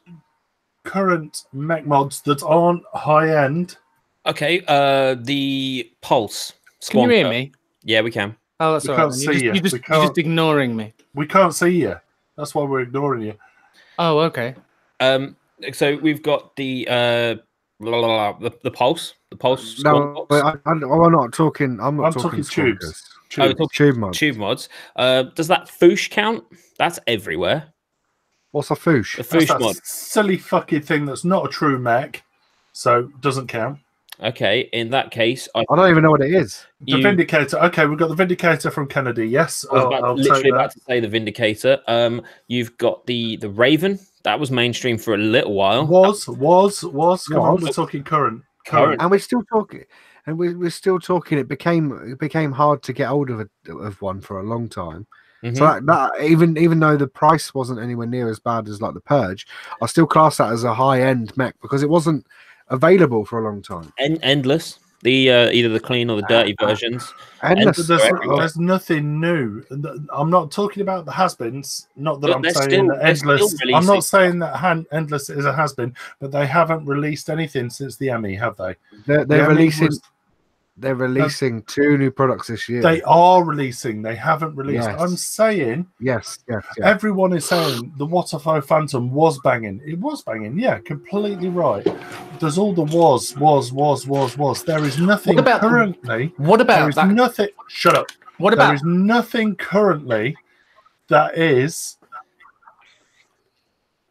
a true mechanical mod that is not high end. What about available on the market now? Go on. What about that new Cthulhu one that's got that MOSFET chipboard in it?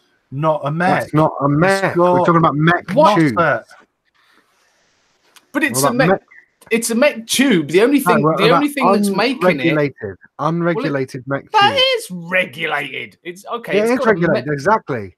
It's unregulated. It is unregulated because the only board in there is that MOSFET at the top, and that is literally it's still But it's not a mech then. It's got a MOSFET in. It is digital. A MOSFET is digital. It is not mechanical. Therefore, it is not a true mech.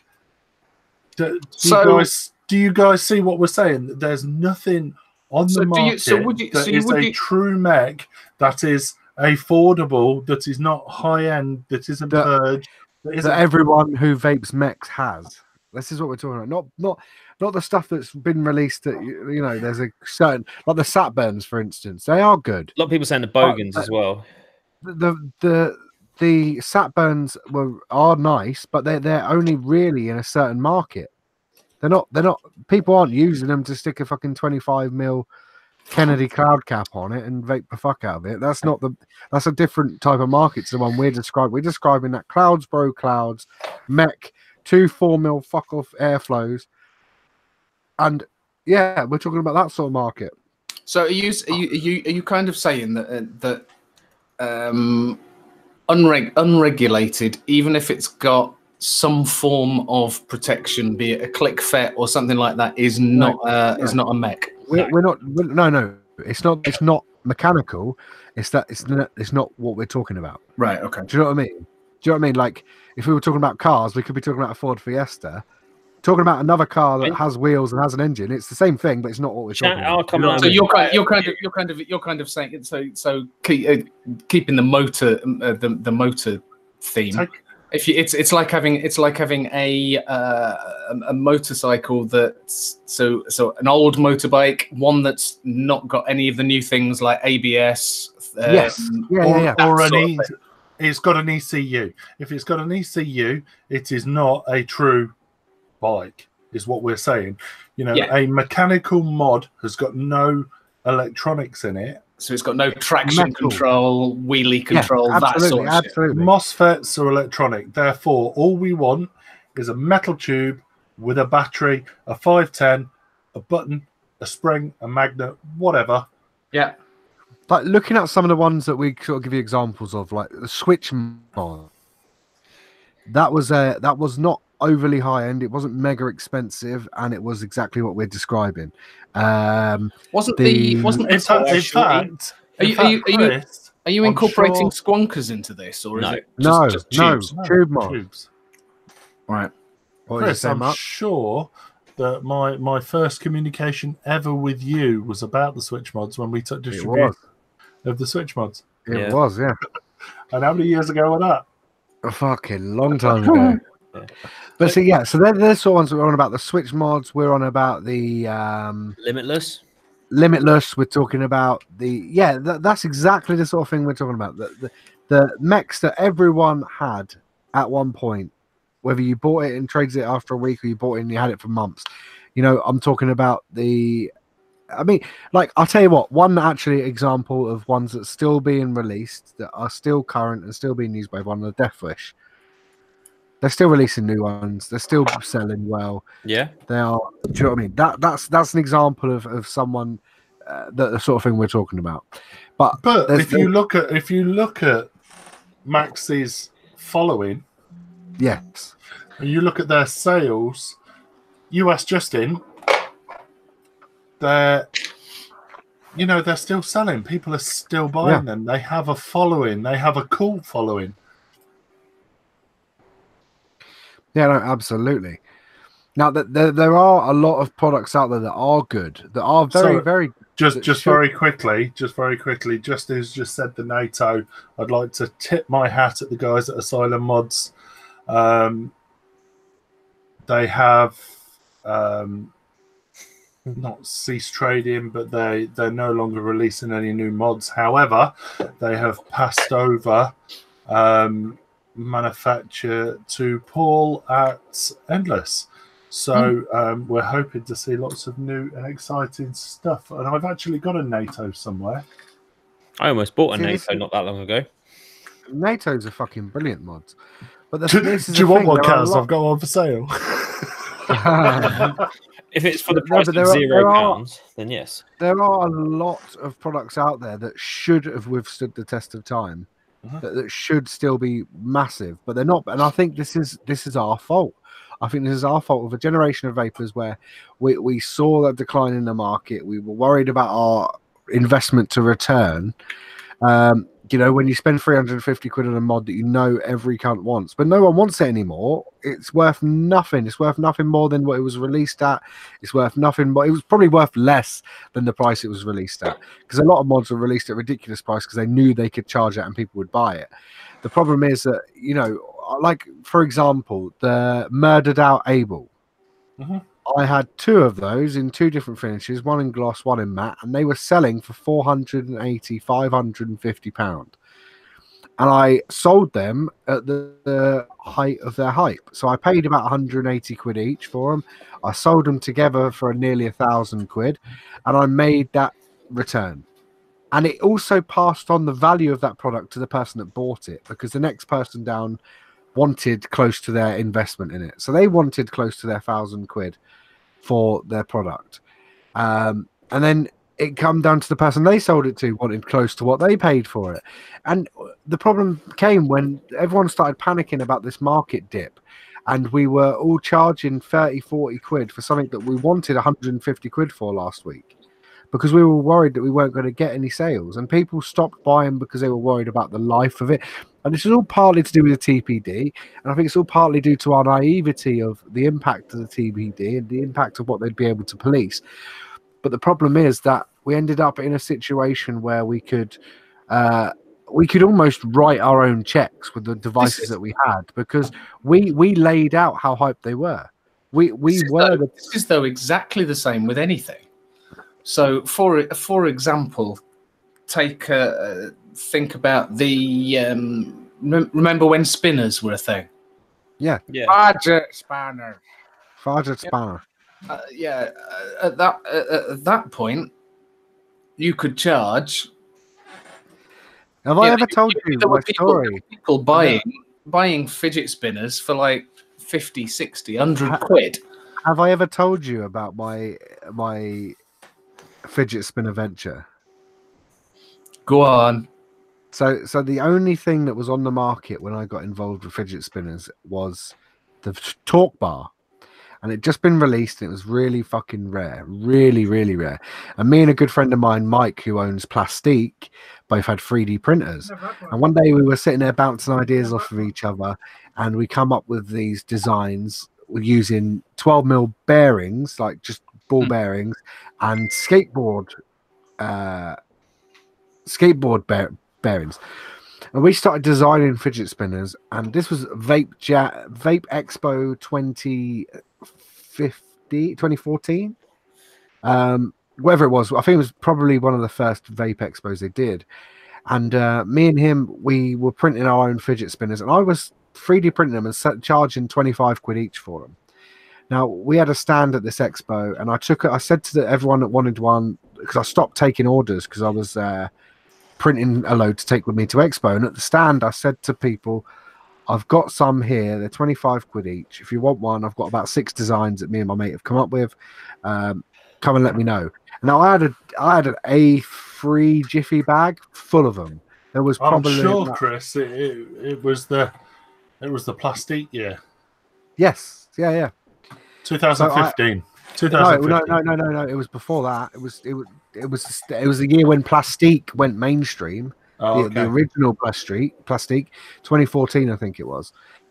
And yeah, so I had this massive bag full of fidget spinners, and I'm not joking you. I felt so shit because I was selling a product that I was distributing at the time, and I spent 80% of the first day selling fidget spinners, and I sold about 200 in the first day. And I'm not joking. Nowhere else no one was making them. And me and my buddy, we said we're going to go to China and we're going to get a quote for some fidget spinners. So we sent 2 of our designs. Now, one of them was that tri design that you see everywhere with the 2 free bearings in it and the one in the middle. And one of them was a different one. And we sent those designs to China and asked them for a wholesale price, and they were fucking extortionate, like 13 quid each or something. And then 6 months later, they were made with that exact same design that we'd come up with, and they were fucking everywhere. They were absolutely everywhere, and people were charging stupid. I remember reading news articles about people investing in life saving them in fidget spinners. And me and my pal, we basically spoke to each other, and we were like, that was our market to take. Do you know what I mean? We didn't invent the technology, the talk bar did, but we had that market and we fucked it. But irrelevant. It kind of, yeah. But it's a really interesting theory. But again, the same thing I say with the mech mods. We dug our own graves with that because we devalued our own products. We devalued our own shit. And we set an unrealistic expectation of the generation after. Are you wearing Harry Potter headphones? Yeah, they're my daughter's. She's been using her headphones plugged into my computer. So rather than take them out and put mine in, I've just put hers on. Incredible. I mean, does anyone remember, I think it was about 18 months ago or 2 years ago, when the Frankenskull came out? And this is essentially a nicely 3D printed mod, but they were going for stupid money. So people just went, fuck that, I'll 3D print my own. It's going to be exactly the same. And let's have at it. And then you've got this massive market of 3D printed mechanical squonkers. It's the same thing. Yeah.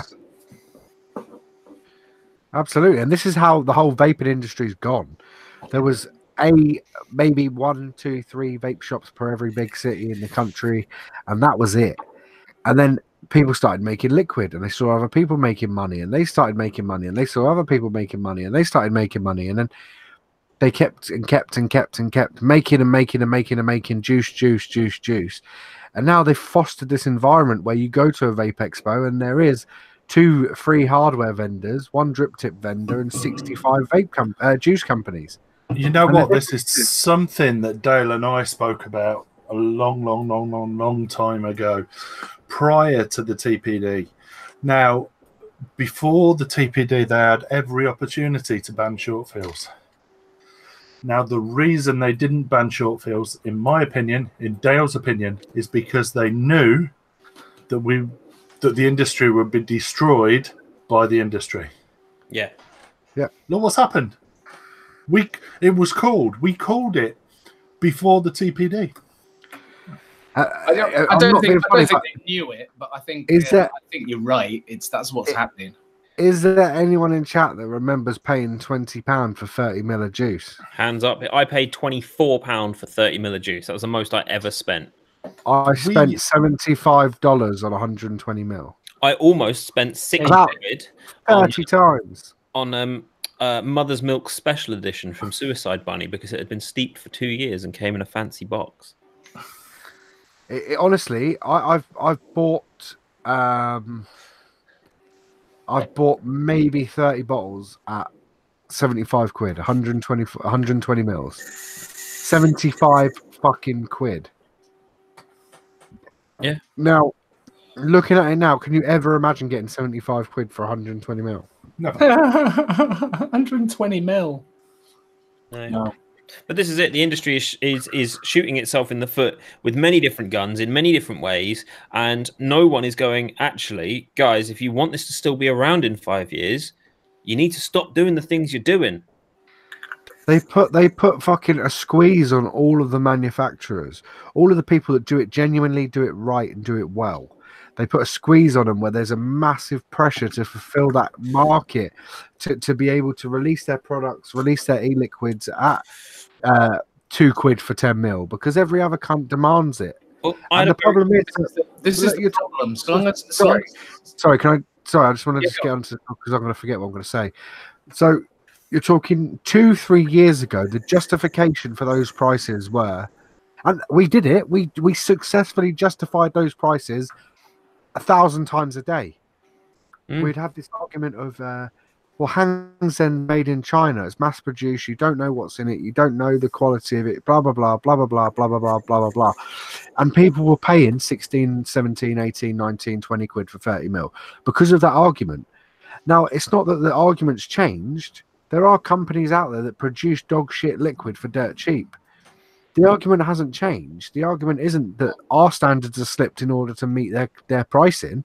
It's the fact that we've stopped arguing that. We've stopped, Dale was one for it massively during Vendors Day, where he'd give away stuff and people were like, well, if you can afford to give loads away, why are you charging so much for the stuff you sell? Or they were arguing that the pricing was too high, or whatever. And he'd sit there and he'd fight his corner, and he'd be like, look, there's overheads to pay, there's staff to pay, there's bottling costs, there's labeling costs, there's this, there's that, there's distro, there's taxes, there's this, there's that. And people would shut the fuck up. And the difference is that Dale and the people that really were the backbone of this community, the people that fought for our rights to charge a reasonable but quite high price, they're charging a tenner for a packet of fags that lasts you a day, 30 mil lasts you a week. You're still saving a shitload of money. The difference is that the people that were fighting that corner have become so busy because they've done so well, they don't have time to sit there and argue on Facebook about why they charge so much. And that's the problem, because the costing goes down as well when it goes to mass production, and the people that were really good made it really big for just reasons. Going back to the early days, now we used to import a lot of juice from the States. There wasn't many at the time. There was probably a handful of decent e-liquid manufacturers in the UK. We used to import a hell of a lot from the States, and the one I want to focus on is Flawless. Now, obviously, Flawless is in the UK. There's manufacture done in the UK, but way back when, Flawless, we used to buy from, can't remember, Vape Hub, I think it was, in the States, and on wholesale. Bearing in mind it was 2 to the pound, so every $2 was a pound, and we were paying $8 for a bottle of Game Over at the time. Remember Game Over? Yeah, I do. We were paying $8, so we were paying £4 plus shipping for a bottle of Game Over, and that was selling. We were doing per flavour 200, 300, 400 bottles a week. That could not keep that in. At £25 a bottle for 60 mil. Yeah. It's crazy. It is absolutely crazy. But we have done this to the industry. Yeah, we, as in the community, have done this. We Chandler's pulling faces. He turns up an hour and 3/4 late and then thinks he has the right to talk. I don't know what he's talking. I'll just sit quietly. It's fine. What was that milkshake man? Sorry, that milkshake man that did that apple and cinnamon. Oh, They were mate, the first yeah. people to release a bottle bigger than 30 mil. And then Pancake Man followed it shortly after. And then every cunt and his dog followed it shortly after them. Everyone. Vic has just said in chat, the argument hasn't changed. The vape style has changed. Sub-ohm tanks can plow through 60 ml of juice in an hour. Only 20 minutes ago, I was complaining that I just got through 6 ml of juice in an hour of the show, whereas 6 ml of juice in the K-Fun would have lasted me a week. No. Yeah. No. Days. 5 days. 5 days. See, the thing is, I've been vaping Nick salts for 3 years, and the massive issue that I've had with that is that it remained one of the only liquids that kept above that price bracket. So a 30ml bottle of Nick salt at 50 milligram was still $20. Still, I think it's still roughly that price now. And the thing is, it's because in the UK, we could manufacture and sell stuff that matched the American standards, the American quality, but at a lower price. But when it comes to the TPD, when you can't release anything over 20 milligram, you're stuck with the US pricing. So whatever that is, it is. And US has always been notoriously expensive for e-liquid, in my opinion. You used to see it in early trade shows, 2014, 2015. You'd go to a trade show and the American juices were fucking even more expensive than 17, 18, 19 quid for 30 mil. You know what I mean? You're talking Suicide Bunny. You're talking fucking. I'm trying to even think of names of brands here. Milk. But even Cosmic Fog back then wasn't cheap. $15.99 for 15 mil. Cosmic Fog was. Yeah. At Jam, I was talking to this company. Sorry, Chandler, go on. No, it's all right. You carry on. I'll only be quick. So I was talking to this company, Super Good, right? And I spoke to him. I said, well, I spoke to the guy that made the juice, and I said, well, how are you competing with these other companies doing 3 liters for a tenner? And he said, well, we're not, but we're not trying to. We are not targeting our juice at the people that want to spend a tenner and get the next 6 months worth of juice. We're targeting the people who want to buy good juice, who want to spend 20 quid on a 100ml bottle, and it's working for us because we're not pretending like we're trying to compete with those other people. The people that want to buy our juice, and it works for us.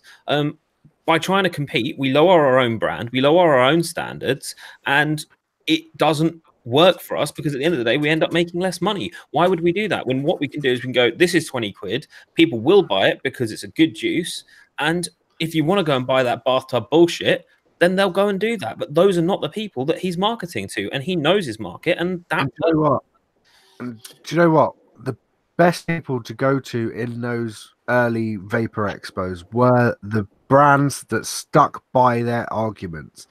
Now I remember Glass, as Vix just said. You'd go to their stall and the price was the price. You bought it or you didn't fucking buy it. There was no massive international discount or trade show discount. They weren't trying to flog it for fuck all to get the brand out there. You'd go there and the price was the price. And if you wanted it, you'd buy it. And I remember there was a company... Glass was different. Glass was different about them. They did something different.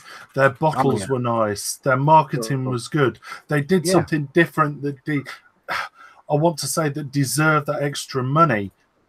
Looking back at it, it didn't deserve that extra money, but it was something different. What were you going to say, Chandler? I was going to say... anyway, about this... No, go on. I will present him. There we go. Are you sure that the price of e-liquid is coming down? I'm thinking of like the pod systems where you've got the closed pods and you've got the... you're looking at like Juul pods. I love you very much, mate. But if you would have joined when you were supposed to join at 8 o'clock, you would have missed. You missed this conversation. We've had the exact conversation with justifying paying $18.99 for 6 ml of juice and 3 stick pods. We've already had this exact conversation. This one, okay. Well, what and like the 10 ml bottles that you buy in a supermarket that are like $9.99 for a absolutely. But they're a different consumer base. They are people, old ladies that are shopping, or they'll just buy the same shit. They don't care. They're not out there to explore or to collect or to involve themselves in any other way. The thing that really, really bugs me is that the companies that were absolutely fucking phenomenal have been priced out by all the morons. And that's what really fucks me off. Like, there was a company, I don't know if you remember, Mark, Peel. They released an apple flavor that was inside a apple-shaped bottle. It was like a segment of apple. And it is one of the nicest juices I've ever tried in my life. And they just couldn't compete. Their packaging was that was their punch. That was this is our brand. And their packaging cost more than these idiots were wholesaling their juice for. Not Peel, but like these idiots that were coming up and they were selling this juice that they'd made in their house or whatever they were doing, and they made enough money from that cheap juice to then get like a testing or a small lab or whatever. you remember Captain's Custard that released their bottles in the skulls? And Is that the ones that had the fucking? I remember at Expo, I think 2014. It was. I'm sure it was Captain Custard.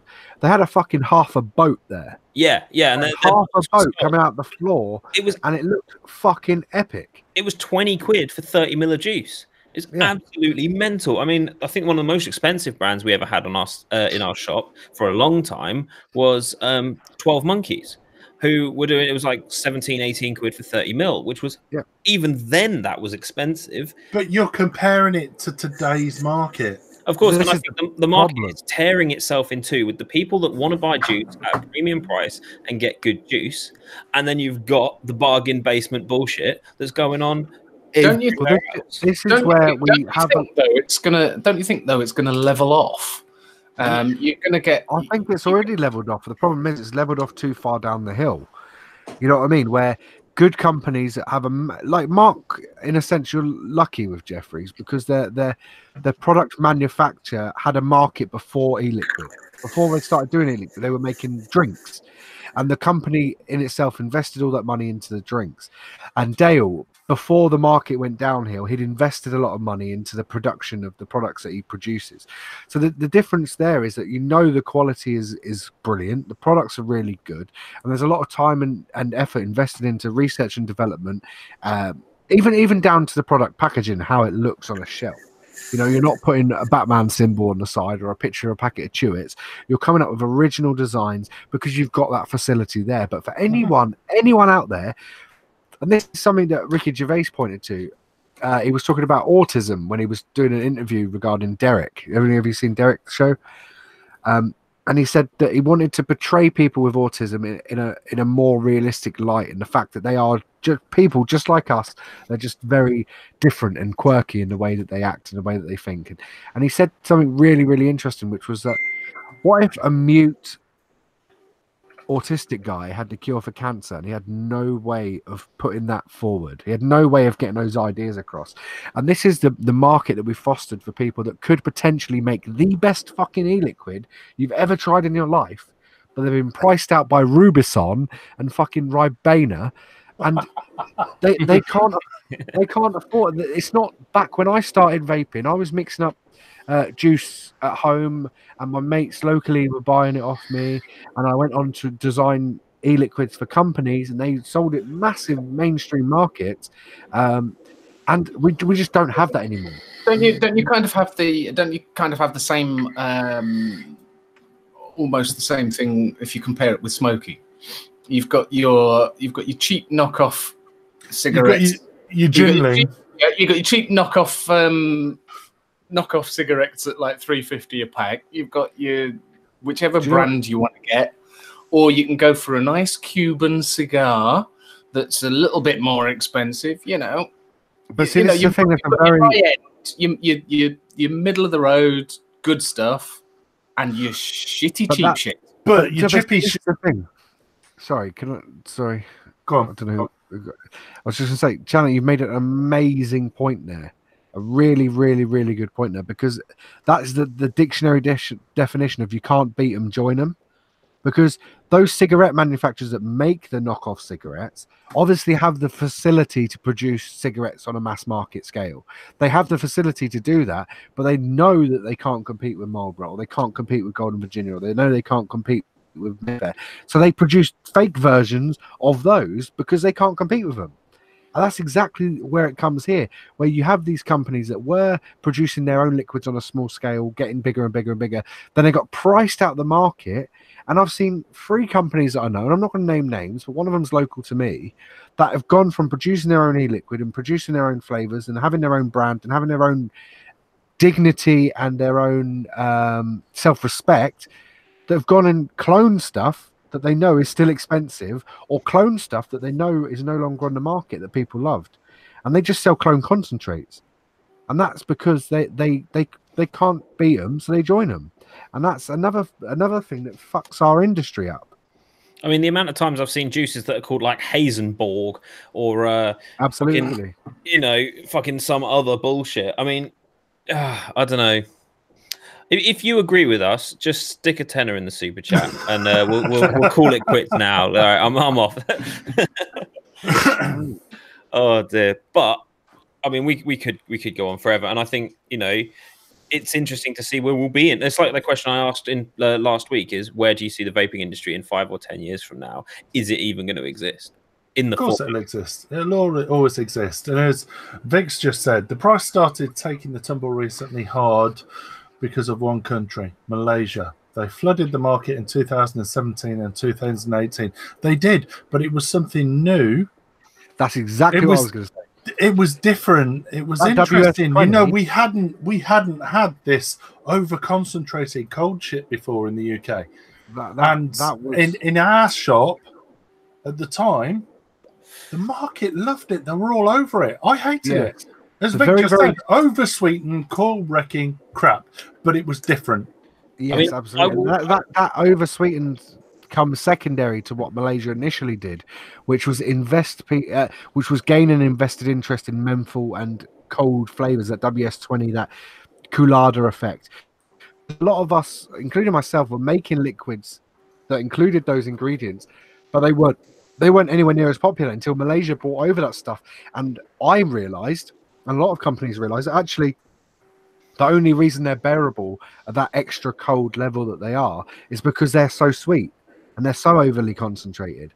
And that did play a massive part in it, but it also brought innovation over, I think. I mean, let's be honest, homemade blue slush has killed the vaping industry. I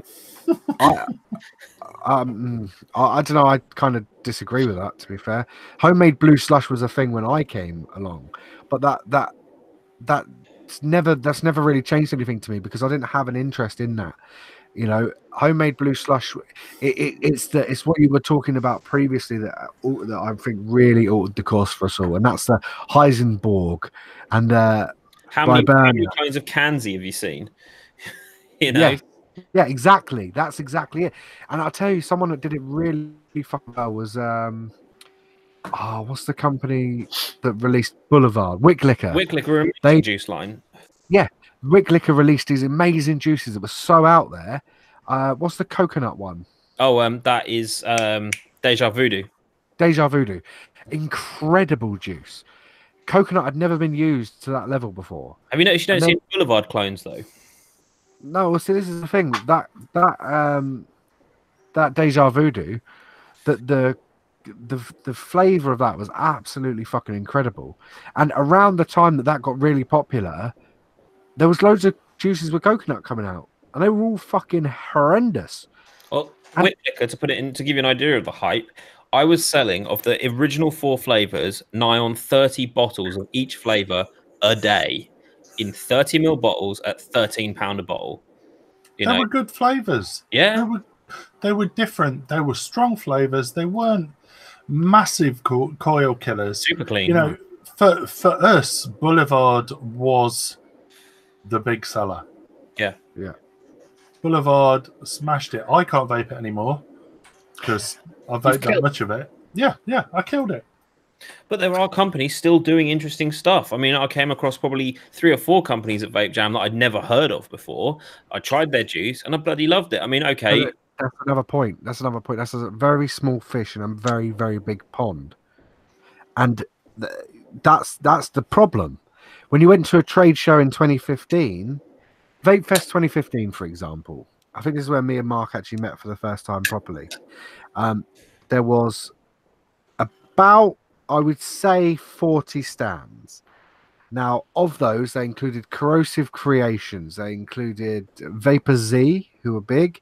They had T-Juice. I don't even think Vampire Vape were there.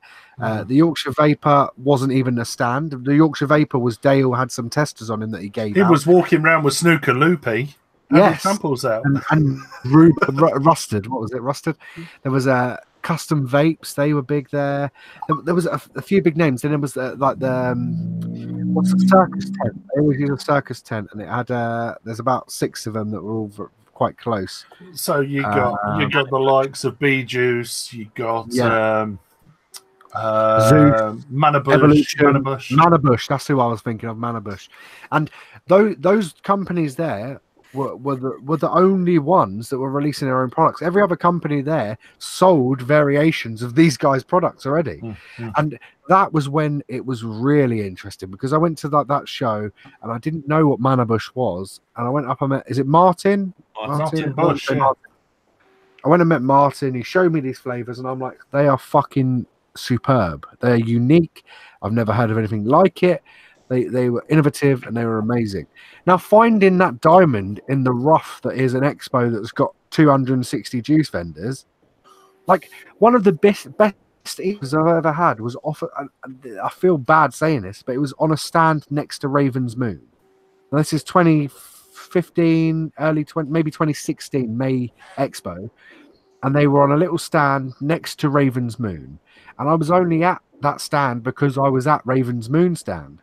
And they had released, they're the ones that released the cam, and they released this really, really expensive RDA that could turn into a tank.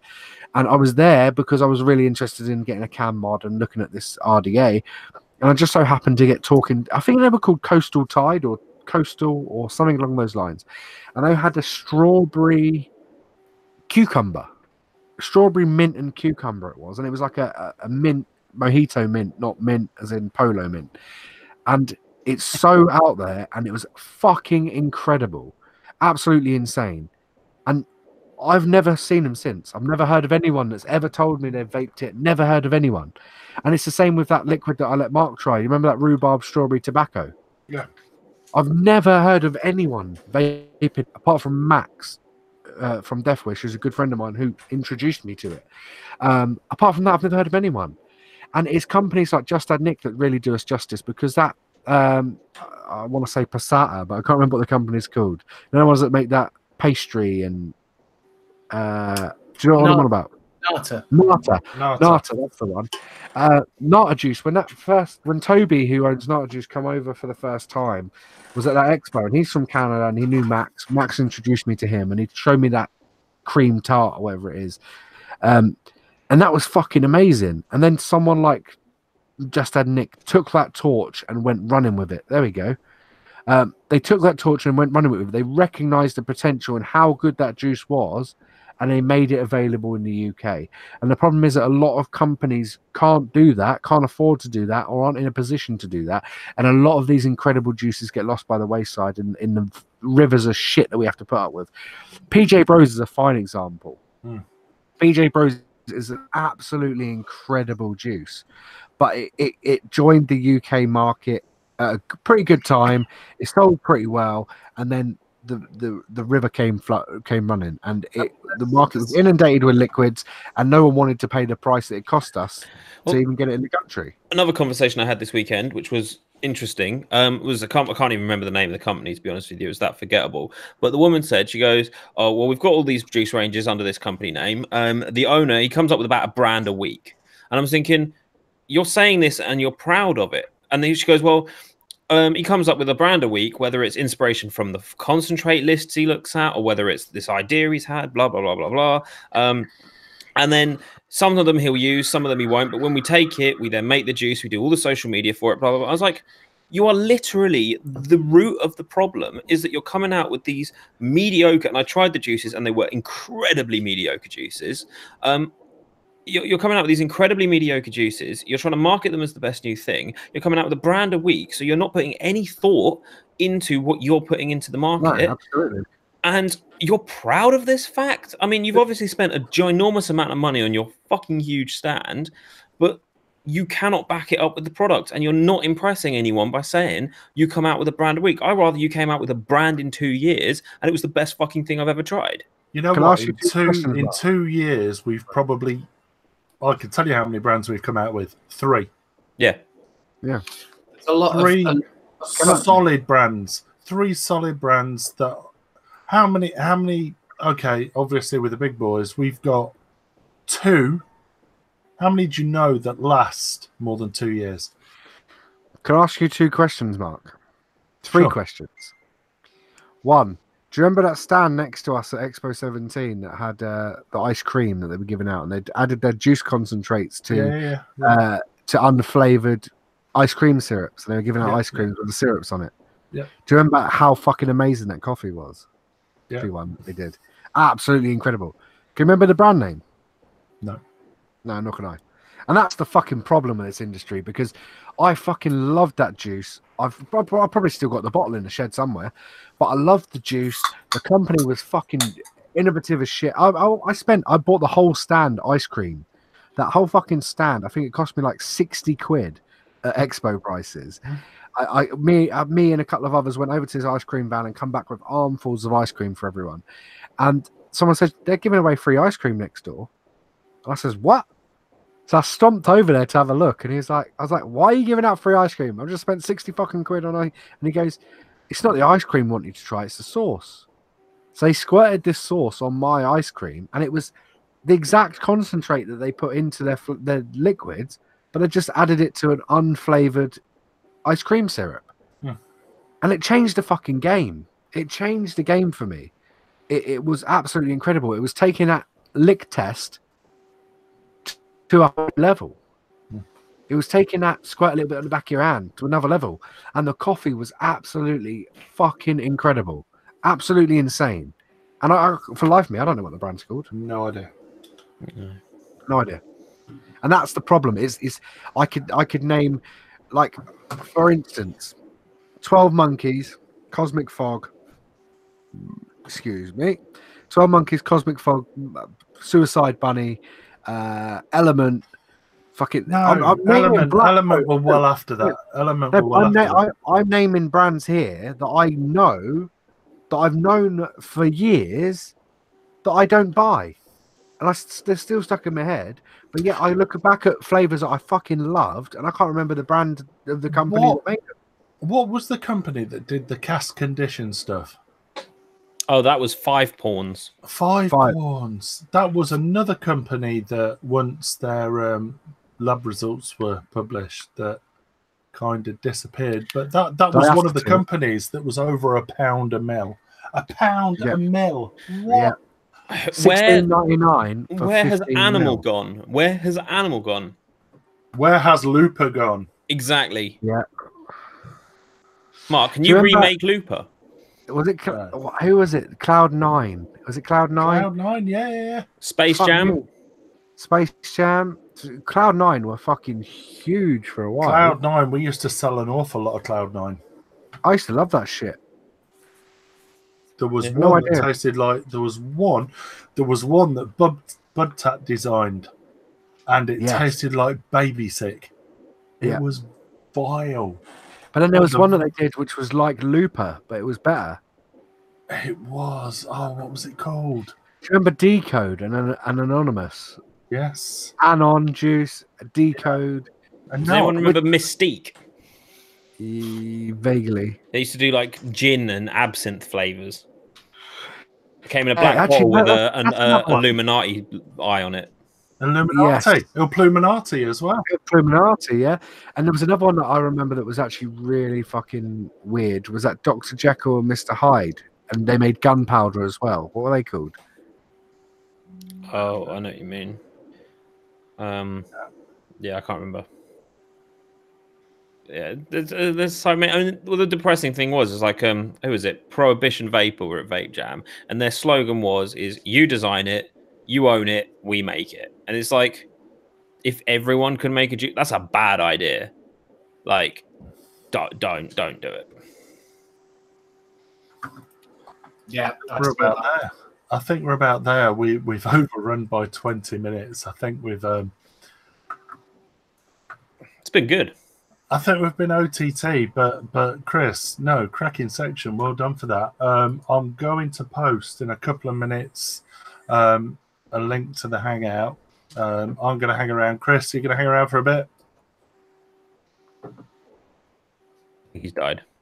Chris has gone silent. Chris, your audio's gone. I'm not going to be hanging around. I'm going to get going and do some shit. No worries. Well, I'm going to stick the link in. Can